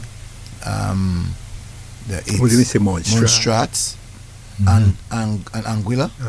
Right. Those it's states. We can see the growth of these countries as we go along, and I must say that your country Grenada would have propelled us as a region to see how we too can take our own destiny, because right after March 13th, 1979, Dominica, May 29th, had its own tour. We saw on the walls of Roseau after Gary was thrown out, Gary gone, Pigeon X. Yeah. Sparrow made a song on that. And Sparrow made a song on that, right? And so we have seen how it spurred St. Lucia, because within that period, St. Lucia itself had its own uproars. Yeah. We saw what happened in St. Vincent. Thus, we saw the evolution of Ralph Gonzalez and many others. And so, in Antigua, we saw Team Hector creating that strength for the region. And so Grenada itself has played a very integral role in really helping us to be aware of our blackness. Yeah. Because Grenada, with its flag, we call it the Liberation Colors, with a nutmeg, has really helped in demonstrating to us of who we really are. I don't know if you believe that, Sam. Oh yes. You see, sometimes they say the journey to 1,000 miles begin with the first step. And Grenada has at some time been the seat of the Windward and Leeward Islands. We had Weebs, we had the radio station was based there. I heard the fellow was talking now, my very, very good friend, I like him a lot, Leslie Sian, with the how he could have read news, and he had class and pump, in expounding the English language and how we read news. There were one time the radio station was there, the schools were there, and where OECS people came to school, and we lead the way. We had a lot of bright people, but there were also interconnection there between Dominica, Grenada, St. Vincent, St. Lucia. We meet up at university, they come back, they keep in touch, and you always had that kind of neatness with the OECS. And I think one inspired the other, and the others inspired that one, and move on. Because let's look at it. Grenada had a serious hurricane in 55. I wasn't born yet. But we had one in 2004, which I experienced, the most dangerous thing, and I hope I will never see one like that again. We have flattened Grenada. We said that would take over nearly 20-25 years to build back. And within about 6 to 8 years, all the trees gone back. Some people repair their home, although you still have some under tarpaulin. And so if I have to talk from independence coming in and the revolution, I said that was one of the major setbacks that we would have. Your country wipe out. Your house smash up. So say you build a house, you take about $450,000 to build it. When that house build, a hurricane pass in the next 2-3 years, because of the location, the silo and so on, it mash the house flat down. And you have to build a new one. Sure bet. And when you're building that new house, you build that new house in 2004, right? When 2010, they would ask you, how old is that house? 6 years. The house is not like what you built, 15 years ago. And so we have a time span, and that kills all your development. You're going to be broke. You may have children in university that you may have to call back one. You may have 2 children which you're supporting comfortable at university, but a disaster pass and you have to call back one. Because you can't afford, and let the 2 support, and then we're going to meet. And that is the essence of life development and resilience. And some people think that since you're born to now, everybody had pitfalls and make mistakes and go and do things the other way. Learning is a change of behavior, and every level you meet a new devil, you meet new challenges. And that's what would happen as we go on into life journey. And we learned that just during the revolution. We had strikes. We had sky red, you had I don't know how you call it, when they want to burn down the town was sky red. Professor Sky Red, right? And then in strike and demonstration against the British. And now we pass through that. We pass through hurricane, we go through revolution. Then we go through the collapse of the revolution, or the failure of the revolution. And then we come in, and then we had hurricane. And then you had to move on. Life is a step, is not a straight line graph. And who think life or developing a country or a country moving is a straight line graph is making a sad mistakes. Because you would have to meet every devil at its own level. And that is something we'd have to show our children. Because you have disasters coming, and again it's worse our time, climate change. We have to plan for it, but we can't plan for it. You had one time when we were doing design technology, we building house earthquake 6 on the Richter scale, But now 9 and 11 and even 12 because of soil movements, the soil situation, and how we do it, location, how rocks splitting longitudinally, all of those things. And you have to take into consideration when you're stabilizing a structure for any foundation. So it's a lot of work. That is wisdom in what you just said there. There's a lot of wisdom in what you've just said, because a lot of us, a lot of people, they are seeing you in your house, but they do not know what the struggles are. Yeah. And they'll tell you, I could build a better house than you have built. Mm-hmm. Not knowing what is the struggle. How do you call it? Devil what? Every devil level challenge? is a new devil. A new devil. Yeah, a new devil, every level. Yes. The devils are there in every level. And you would meet them. And you have to confront them. You have to plan. Mm-hmm. Sometimes a man's priority is not in building a house to compete with the rest of the community. But he say, boy, I have 4 children to educate at the highest level. And that is my priority. Right? So instead of having 4 bedrooms in the house, they have 2 and 2 each. And we have 3 bedrooms and they sleep in there. And then you're planning now, this one gone to university, this one gone to university, then this other one gone to university. And that's your pride when they come back. You build a foundation. All you could do is to give your children a university education, and that is good. Plan for it. You're not saying that is the only thing in life.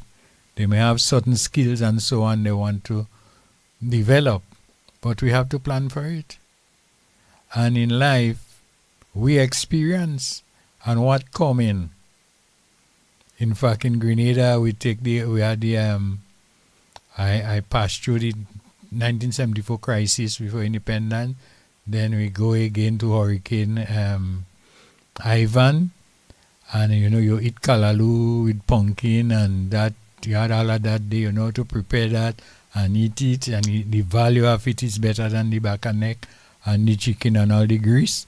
And you eat green. We're talking about climate change, the spinach, the kalaloo, the cucumber. I'm talking so because I revolutionized my diet. Was my New Year resolution. And I'm feeling, good about it. Revolutionize it. Serious change. And you eat the greens, you eat the cucumber, you eat the cabbage, you eat the lettuce, you eat the fruits, suck piece of sauce up, eat piece of pawpaw, all of that. There was one time, Cecil, my 2 children, the doctors were there for them, everything, my friends.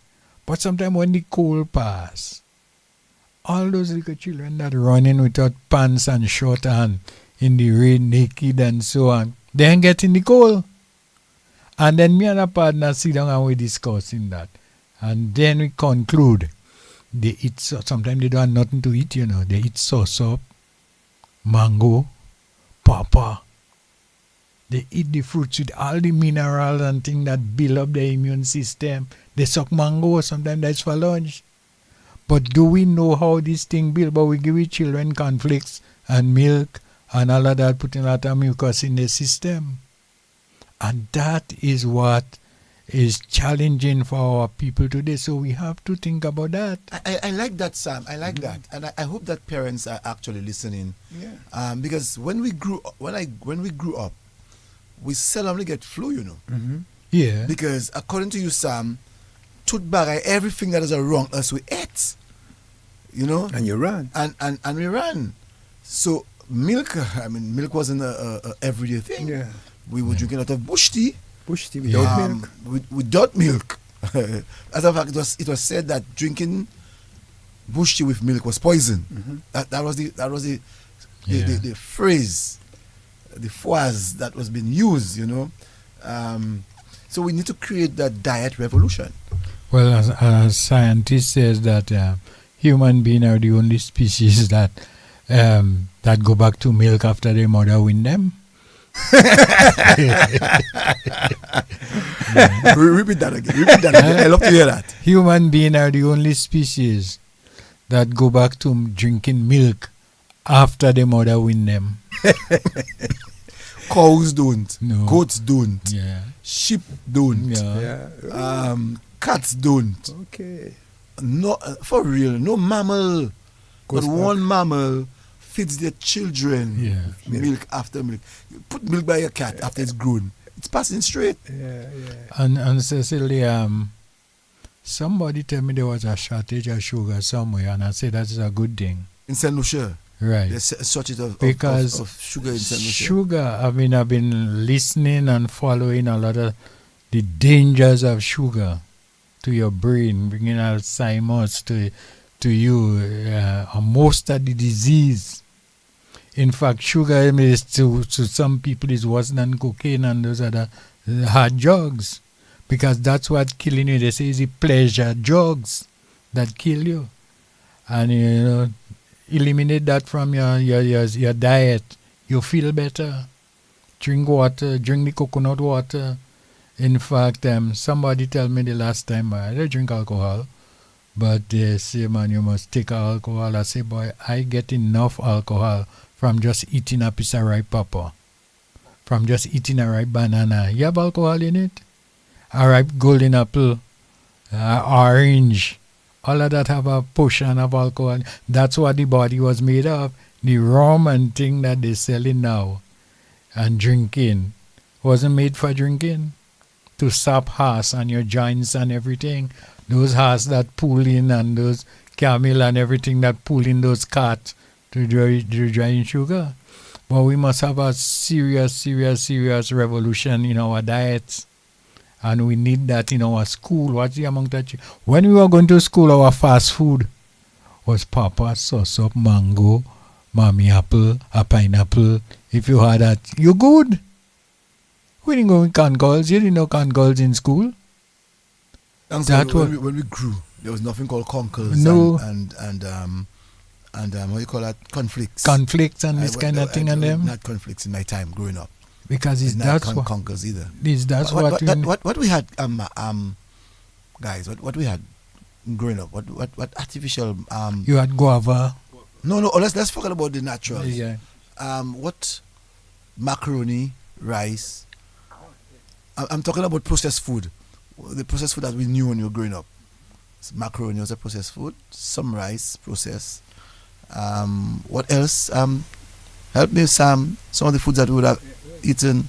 Basically, more or less flour. You know. But we were putting the right ingredients into the flour now. Yeah. Today, we eating as we normally use it with la pâte. What's the dough? That's what we eat. The dough is not even well cooked. Yeah. Some gave a very good lesson on And that... So you see, you know, the life change, people health change, sickness is more... Let me hear what that person has to say. I mean, the calls have been coming in tonight, but the conversation is so interesting. Let me hear what... Good evening to you, caller. Good evening, Cecil. Oh, my teacher, Lufa. Cecil, I am listening carefully to the gentleman from Grenada. And to me, all what he's speaking about is the gospel truth. I was in Grenada way back in 1968, somewhere around there. Yeah. School? But sir, I'll agree with you 100%. We must go back to the basics. The same way sometimes we tell the children today's jeans day. I believe all schools should have a food day. One day in the week, come to school with a fruit. I agree with you. This thing about giving them pizza and KFC, and we tend to forget the basic things that we grew up with. And as you mentioned, these things have too much salt and sugar. No wonder our children getting too obese. Thank you very much. Thank you very much, Mr. Lufa, for your contribution. Thank and you. That is so true, you know, Sam, that we have found ourselves, grown as we are, we did not raise with certain foods, and yet still we are the first to go to certain places, certain restaurants, and to give our children, to buy certain foods for our children. We are the first to go get the pizza and so on for the children. And we know it's just dough and some other products that will make them obese. I think we have to now start as parents, as adults, to advise and to help these young children from this processed foods. revolution. But they look at TV, Cecil, they look at the TV a lot. And the marketing of some of those products that is dangerous for our body. Is that what they go at, you know? Market it properly, as Brain would tell you, that in children, they have an attention span. Every 8 minutes, you change the rhythm. You change the rhythm in the teaching. Hold this for a while, them. hold your thought, Sam. Good evening. Good night, sir. Good evening. Okay. This guy speaking there, he's a Grenadian. He's a Grenadian. Friend. Speak a bit louder, Speak a bit louder.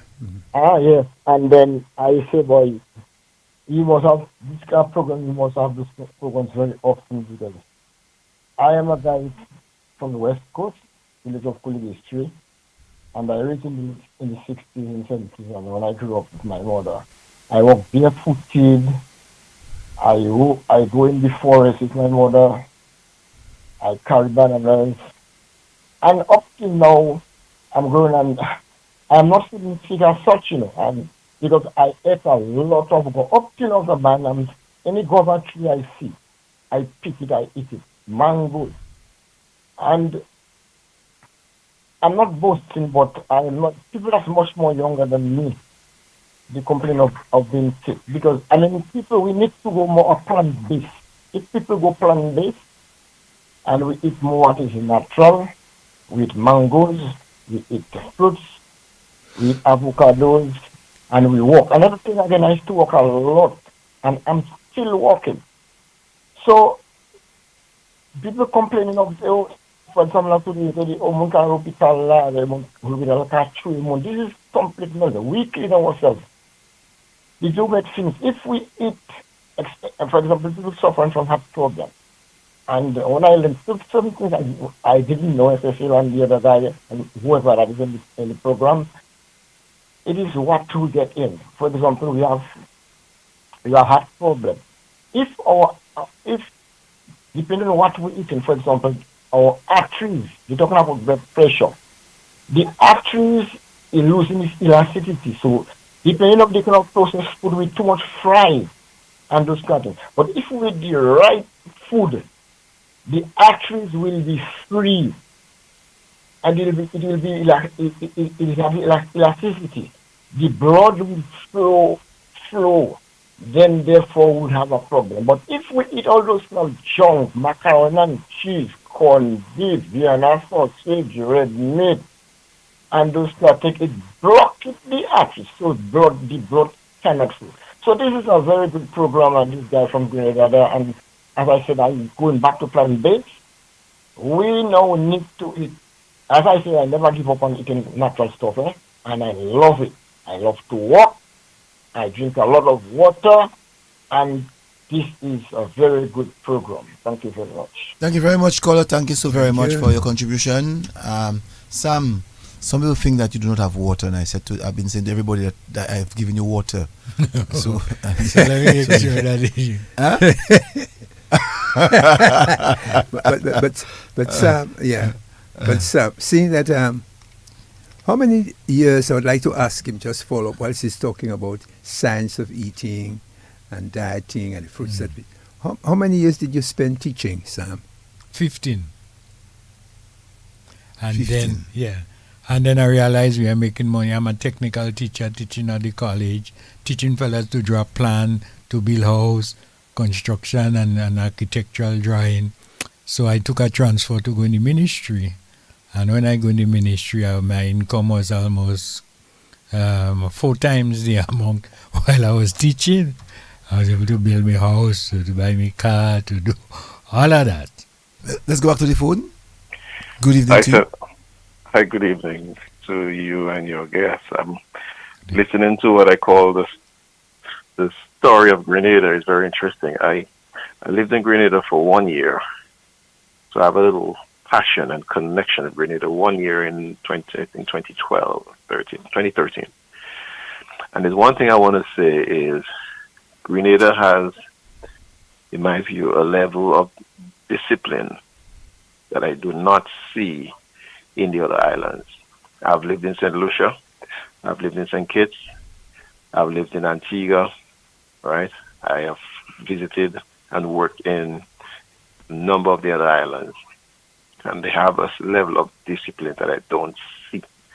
And I can only put it down to one of the leftovers of the revolution.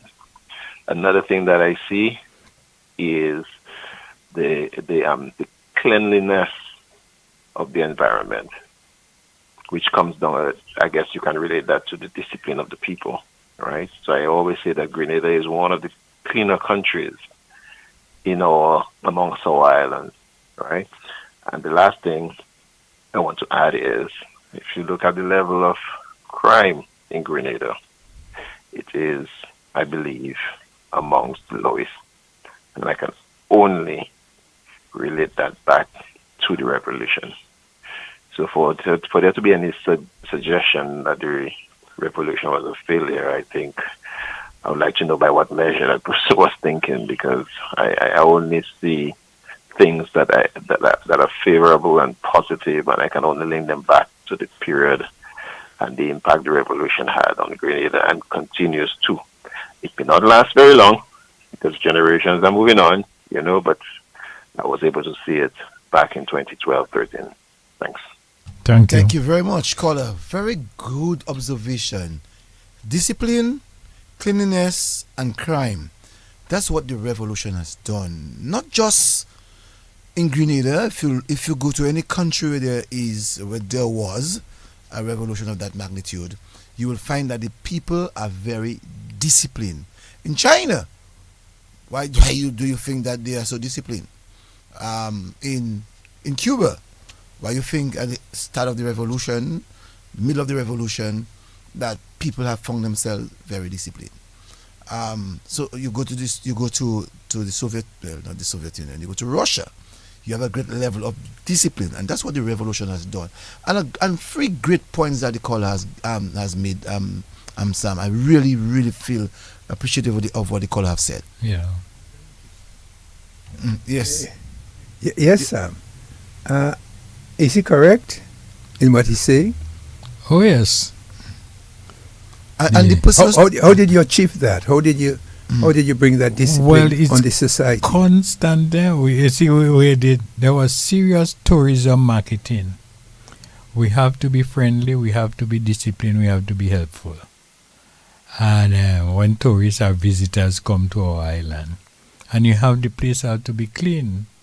The garbage truck pass, you don't have people. Well, you would find the one or two dumping, with indiscretion. But you find the majority of people hold their garbage, hold it out, they know the dogs let go, make sure the lids are properly on the garbage can, and keep the place clean. And then there is a sort of say helpfulness of people, especially to foreigners and to their own and to their neighbors. That spirit of helping each other, bigger brother, smaller brother. Even from school days, when you're good at maths and physics and chemistry, you have to help 3 children in your in your village or in your community that's struggling to pass.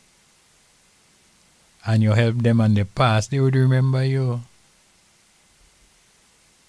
So by the caller saying this, for me, I think it speaks volume in reference to the Grenadian people respect law enforcers, respect the law, to be disciplined.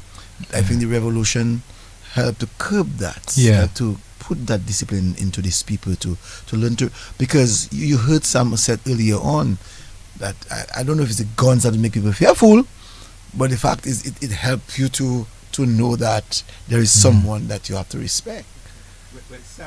You'll most likely be one of these coordinators in this work and study business. Oh yes, you are this study part of it, Center for Popular Education, and you make people be proud of the country. How did that work? What did you do? When you talk about it? Well, we had the booklets, we had simple book, and then we taught them from those modules. We taught them. I was one that wasn't one of the best teachers, but one of the better teachers, right? And we helped them, and my students and them were pros, senior men, twice my age, or more than my age, 3 times. And they don't put in the book in a bag, they come out in class, Cecil. I will tell them put it in a bag and so on and come.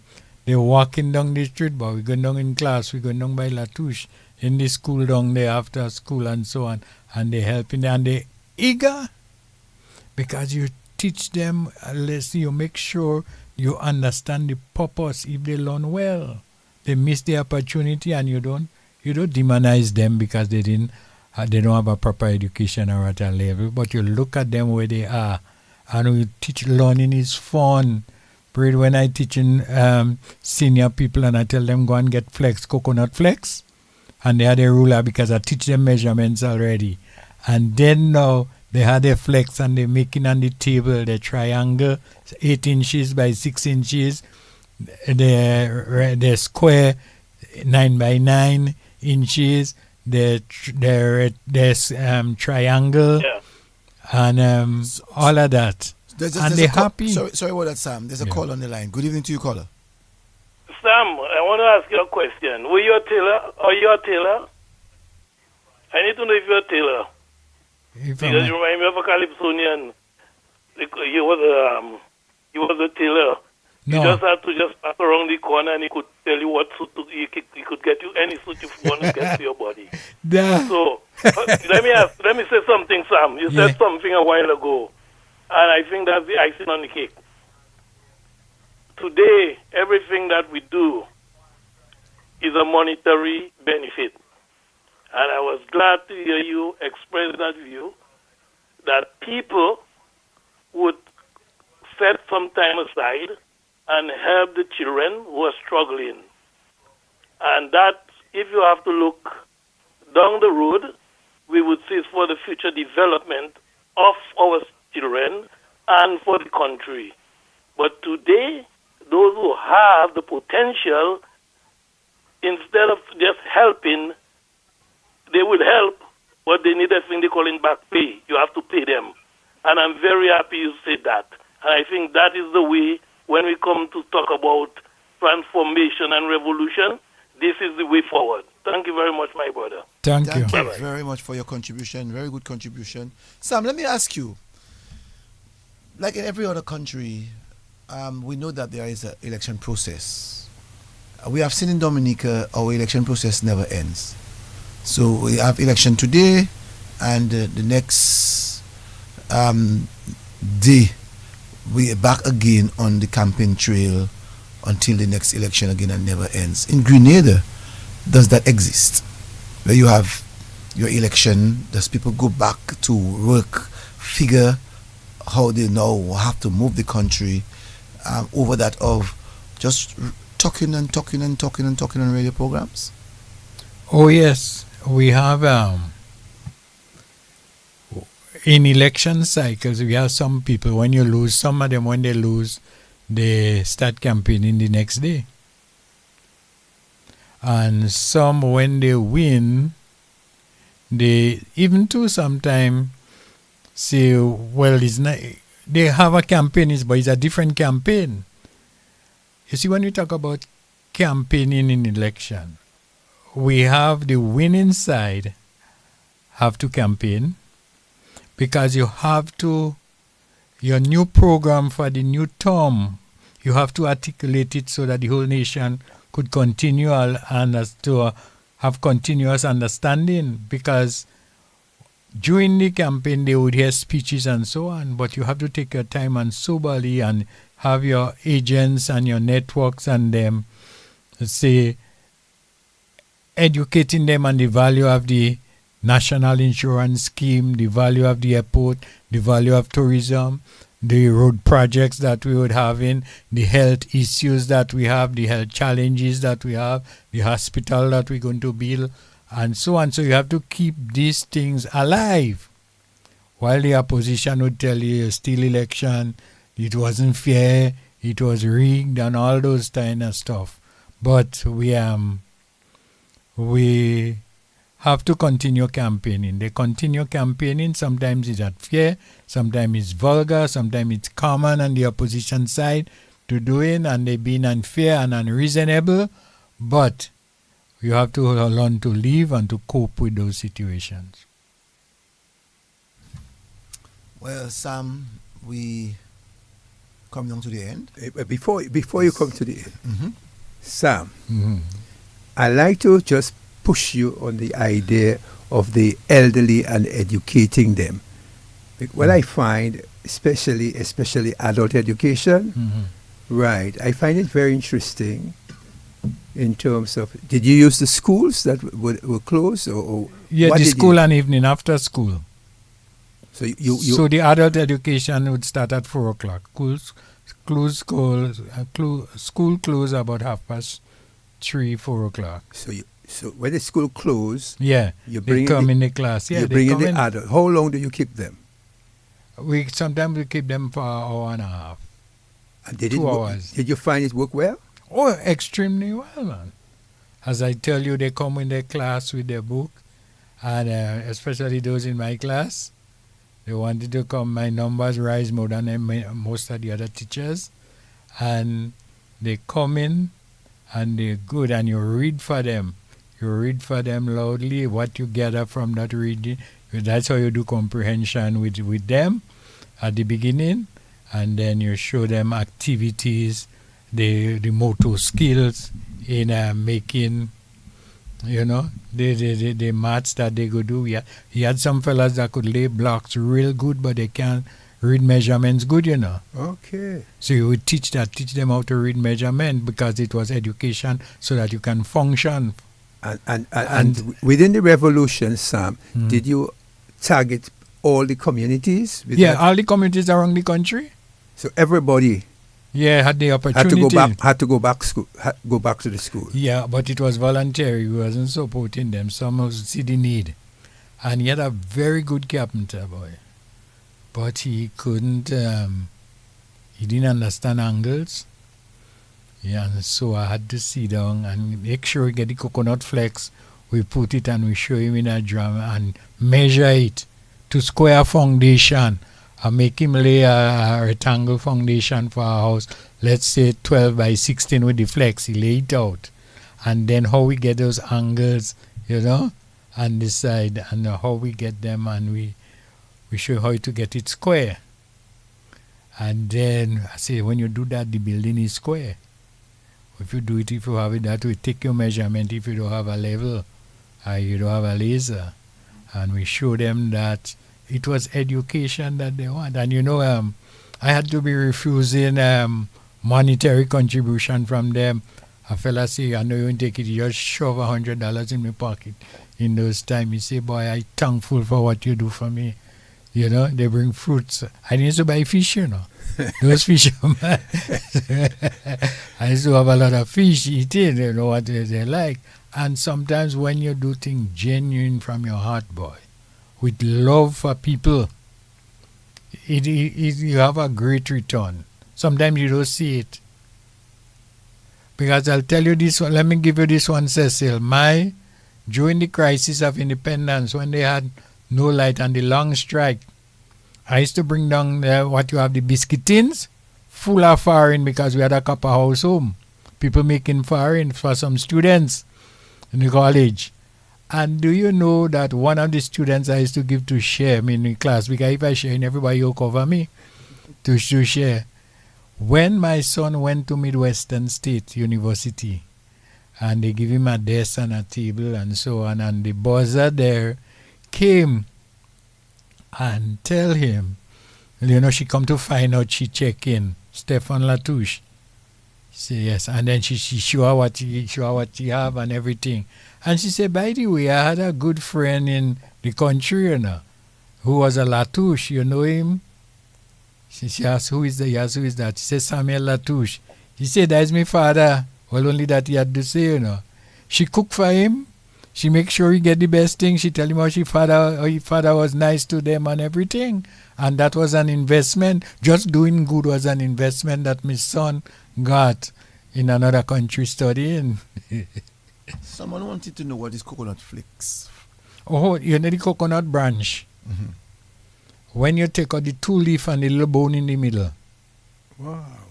The leaf. Let's take it again. Take that again. Okay, you have a coconut tree like what you see by Miss Cecil. Mm-hmm. And then you just cut one of the leaf, as you would say. Mm-hmm. And then you take out the bone. You have a little bone go right up. So you just take out the leaf. Uh-huh. And you scrape it and you clean. Mm-hmm. So when you have that, you dry it. If you see a dry coconut tree, it's easy to clean. And then you take that now to help children form shapes and so on and understand maths in a practical way. Okay. You want to show me that one? Yeah. I'll come by you next. I'll show you, yeah. Yeah. That's my 101 class 101 in maths. Yeah. 101 class with you. So you make trapezoid, you make triangle, you make rectangle, all type of triangle, you make squares, and they watch it and they're very interested. I'm sure if teachers are listening tonight that they're going to... In fact, Braid, when I came from college, they put me to teach the school living class. But well, we see all the rejects, them girls who want to do maths and all of that. For the first time in the history of the school, I sent 23 children, and 18 pass, full with maths. In fact, they had a rumor that I didn't even know the person that prepared the exam. They say I see the paper. Good evening to you, caller. You're live. Yeah, good evening. Sam. Hi. I have ought against you. Mm. Number one, you never sent me notice that you'll be on tonight. Apologize. And number 2, you tell Cecil how about the coconut tree by you. Oh, you never invited me to your house. I don't like that. You live too far. I live too far. Sam, Hey. I have what against you? We apologize for the first one and the other one that you're living too far. No. There's nowhere too far in Dominica. And Sam, when is I get you, boy? You laughing? Well, To Sam's home, that's all you have to do, get to the man's home. But I don't know where he live in, and he invite you, but he didn't invite me. oh, Doc. Doc. I'm not going to call your name. I didn't make the voice. You didn't make my voice, Sam? You make it now. I'll tell Olsen how Well, you I treated me. say, Doc, and you have. I'll tell Olsen how you treated me in Dominica. Okay, Doc. Doc, My humblest apology. Doc is Your an Adventist like you, know. Eh? Doc is an Adventist like you, know. Doc is a brilliant fella, you know. Bright for And himself. this He's evening, probably too bright for himself. This evening, I thought about Doc. You have to teach some fellas statistics and arithmetic and maths. He was good at that in grammar school. He was good at Dominica Grammar School. He was Yeah, good at yeah. that. Some big I fellas there. think You have he to worked at teach you that. If memory serves me right, I think he worked once upon a time at the Inland Revenue, you know. If memory serves me right. Yeah. I hope I'm right, because if I'm not, I know he's going to call. If I'm not right, he's going to call. If I'm right, he's not going to call. No, Doc is a brilliant thinker. Oh yes, he's a great thinker. His logics, reasoning. Darius has been a thinker. When I was going to church as a young boy, Darius was going to grammar school. I was younger, going to St. Mary's Academy, and Darius was an amazing thinker. Sing well, play the guitar, play the piano. A very good musician. But you know what? He could articulate. He could have a discussion. He was just bright. Yeah. You know? And then he went out there and get too many degrees. Statistics is his life. Yes. Statistics. Yeah. Doc is a good fella, man. Good Doc friend. is my good friend. Yeah. Well, Cecil, all is yours. Yes. Well, someone was saying that we use that same coconut flex to make cocoa broom. Yes. That's what the person just said. Yeah, they do that, yeah. Someone just said that. So thank you, Mickey Darwin. Thank you very much. Also, pointer stick. We use it for sweeping. Okay. Yeah. Thank you very much, Crispin Shillingford, for the information. And also, Kerwin Beffelmy said, Kokoye. Yeah. You have to put the Dominican, the Dominican thing, yeah. Dominican part in it. Yeah. Kokoye. So those of us who did not know, well, in Grenada they say coconut flex. So in Dominica we say kokoye. Okay. You see, and in Cecil too, something we didn't touch on. Grenadians could have speak patois. Both of my parents speak patois fluently. I said that earlier on, you know. But they only speak it when they don't want us to know what they say in all the neighbors. Before we go, and I we think never need to talk a learn. little bit about that. Grenadians speak patois. What you talking about now? Yeah. Yes, but I joke that Trinidadians spoke community. patois. Grenadians spoke patois.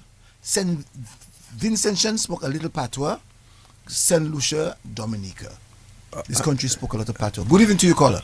Yeah, Cecil, I only call back to correct you there. Okay. I never worked at Inland Revenue. Well, I told you you'd call back if I was wrong. Back. I worked at in the Ministry of Agriculture. I worked with Pussy Marie in the Agricultural Statistics Division. Okay, gardens. Yes. Yeah. But All right. You're a bright guy. Thank you for the You're correction. right. It's just that sometimes you're a little bit too stubborn on the other side, as you know. I would throw that on you. Brain, don't start me with you. Darius, good night. Good night. We have to close up Darius. All right. Yes, Sam, that is so true. I made mention of it earlier on. I don't know how I forgot. But yes, in Grenada they spoke quite a lot of Creole. How is it? Is it French like Creole. ours? Yeah. Because some of the Well, I learned most of communities my in patois Grenada words. is Creole names. Yeah. Yes, And Grenada- if you check Dominica with Grenada, we have a Marigot, we have Concord home, we have a Maho home, We have they are the same names, the same plantation owners or whatever who own it. Yeah. So you have a Concord. Yeah. You have a Maho. We have a Marigot. You have in Grenada. Yeah. Mm-hmm. Wow, didn't know. We have Saint Lucia has a Marigot. Mm-hmm. Saint Lucia has a Roseau. Yeah. Wow. Saint Lucia has a Roseau Valley. Because his name It's Latouche. French. It's French, but we have Latouche here, you know. Right, it's French. You know, when I was teaching in St. Lucia, them children call me Touche. Some of them girls, and they say Touche. Touche. Yeah, that time I didn't mean. I say, how you call it Touche? It's Touche. Touche, you guys. She said, no, Touche. And then a little girl come and tell me, hey, sir, you know what they mean there? Touche is old clot. Touche. Yes, Touche is old cloth. Yeah. Yeah. Mm-hmm. And someone just said to me, Dominicans and Trinidadians can more converse. Grenadians' patois of today is a bit different on the pronunciation. Someone told me that. Mm-hmm. Thank you very much, Lauren Benoit. And another person said that Trinidad too, my friend from Trinidad speaks fluent Creole. Yeah, so and yes. Benoit is a Grenadian name. The Latouche, the Hall, and the Benoit. Well, how you think? Come How out you from think? the How you same think community. Sparrow in his songs had so much patois. Okay. Sparrow is from Grenada. Okay. Yeah. So you all have Benoits. Yeah. Okay. Very interesting. Yes, Grenada has a lot of French. As a matter of fact, remember I said earlier on that the people from Martinique travels quite a lot to the south. So they went to Trinidad as one of the furthest points, especially when they had the early days of slavery. Mm-hmm. So the béquet, as they normally would call them in Martinique. So the béquet would put people on board their boats and transport them to Trinidad and Grenada. Okay. So that's how Calypso found itself in Trinidad. So Calypso was actually birthed in Martinique and not Trinidad. Wow, very interesting. Yes. So they went up from Martinique on a Calypso boat the boat was called Calypso. But these same French people sang quite a lot of Calypso in Creole. So in Trinidad and in Grenada they spoke quite a lot of Creole. Very interesting. You know? Very interesting. Yeah, so it's not just Dominica and St. Lucia. Yeah. We kept it. Now if we find ourselves speaking it less, we'll be like Grenada and we'll be like Trinidad. You know what I'm saying? That's what we have to prevent. Latouche, Touche. Yeah. The last words. Well, let's say Latouche. Latouche. Your final words? Yes, I am very happy to be with you all to exchange cultural ideas, diet ideas, way of life ideas, and the way of good living. And I'm happy in doing that. And I want to tell all those listeners tonight that we all could have revolution in our lives, whether it's a reading revolution, an educational revolution, or a diet revolution. And we must see ourselves as the master of our own self. We must eat what we grow, as we say, and grow what we eat. And you are what you eat. So we must ensure that we do the right thing by eating what we grow, fresh fruits, vegetables. That's what would help us. And we can have a happy life or not. And the world is a small place, and all of us would want to live a healthy and happy life in this small place. So I want to wish you all a pleasant week coming up, and I'm happy to be conversing with you all and those who comment and congratulate. I appreciate everything about it, and ensure that our children read and take the phone away from them from time, give them phone schedule, and let them do their work. Common entrance is coming up, O-levels is CXC is coming up. Ensure and encourage them to do all their work, and will make a better life for our community and our society. Someone said that Benoit from St. Paul's. Do you have a St. Paul's in Grenada? Yeah. Right, so they said Benoit is from St. Paul's. Okay. But I am also Benoit from Point Michel. Yeah. Another person said, good program. Another person said, I've always said that we need to start teaching the Creole in our schools like St. Lucia. I am of the view that I've said so, and that's why at DBS Radio we do our best to ensure that Creole remains alive. My co-host, Mr. Latouche, I must congratulate you. You did live the profession. I see you as an educator. You transmitted education and some of your concepts that you brought, especially in the field of mathematics, was really practical, and the way you approach your communication was very easy to work with you tonight. And I must say you transmitted good information to us. And Sam, your good friend Nadia Karam said, safe travel home. Thank you. Thank you. Sam, I just want to say to you, thank you very much for accepting our invitation to be here and to give us your Lakou life in Grenada. Your Lakou life would have propelled you to help another Prime Minister, Maurice Bishop, to galvanize, to help change minds, to help develop in the period that they did, for the 4 years that they did, 4.5 years. And I just want to say to you, thank you so very much, and I hope that many people who listened would have gotten some knowledge, some background information from you that they took an impact to other persons. And I really want to say to you, Sam, it was really nice having you on the program tonight. Thank you. Thank you very much. And as we come to the end of this another successful radio program, I want to say to all my listeners, thank you so very much for being tuned to the nation station DBS Radio.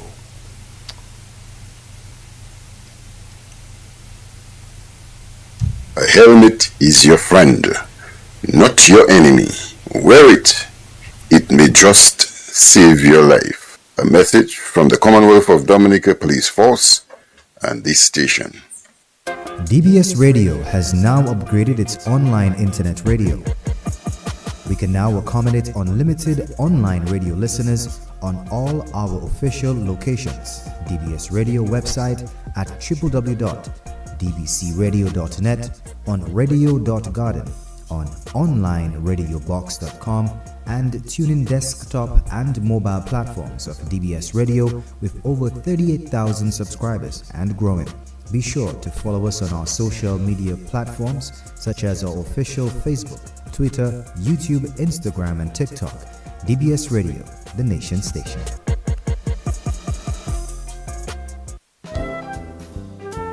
Do you know that using one reusable shopping bag instead of a plastic bag could prevent 700 plastic bags from littering the environment? A message from the Rotary Club and DBS Radio as part of the 4 Hours campaign. Reduce, reuse, reclaim, and recycle.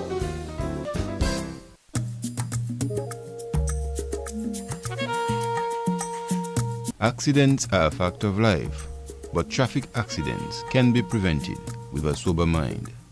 Please, don't drink and drive. A message from the Dominica Emergency Medical Technicians Association and this station.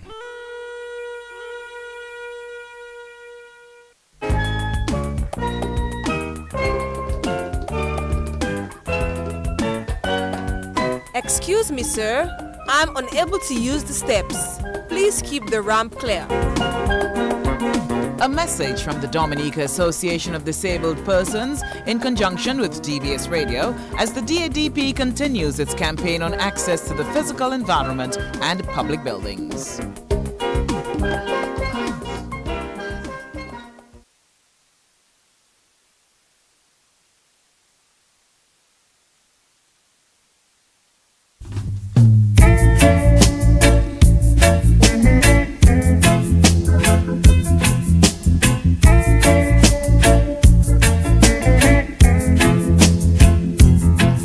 He said he had to work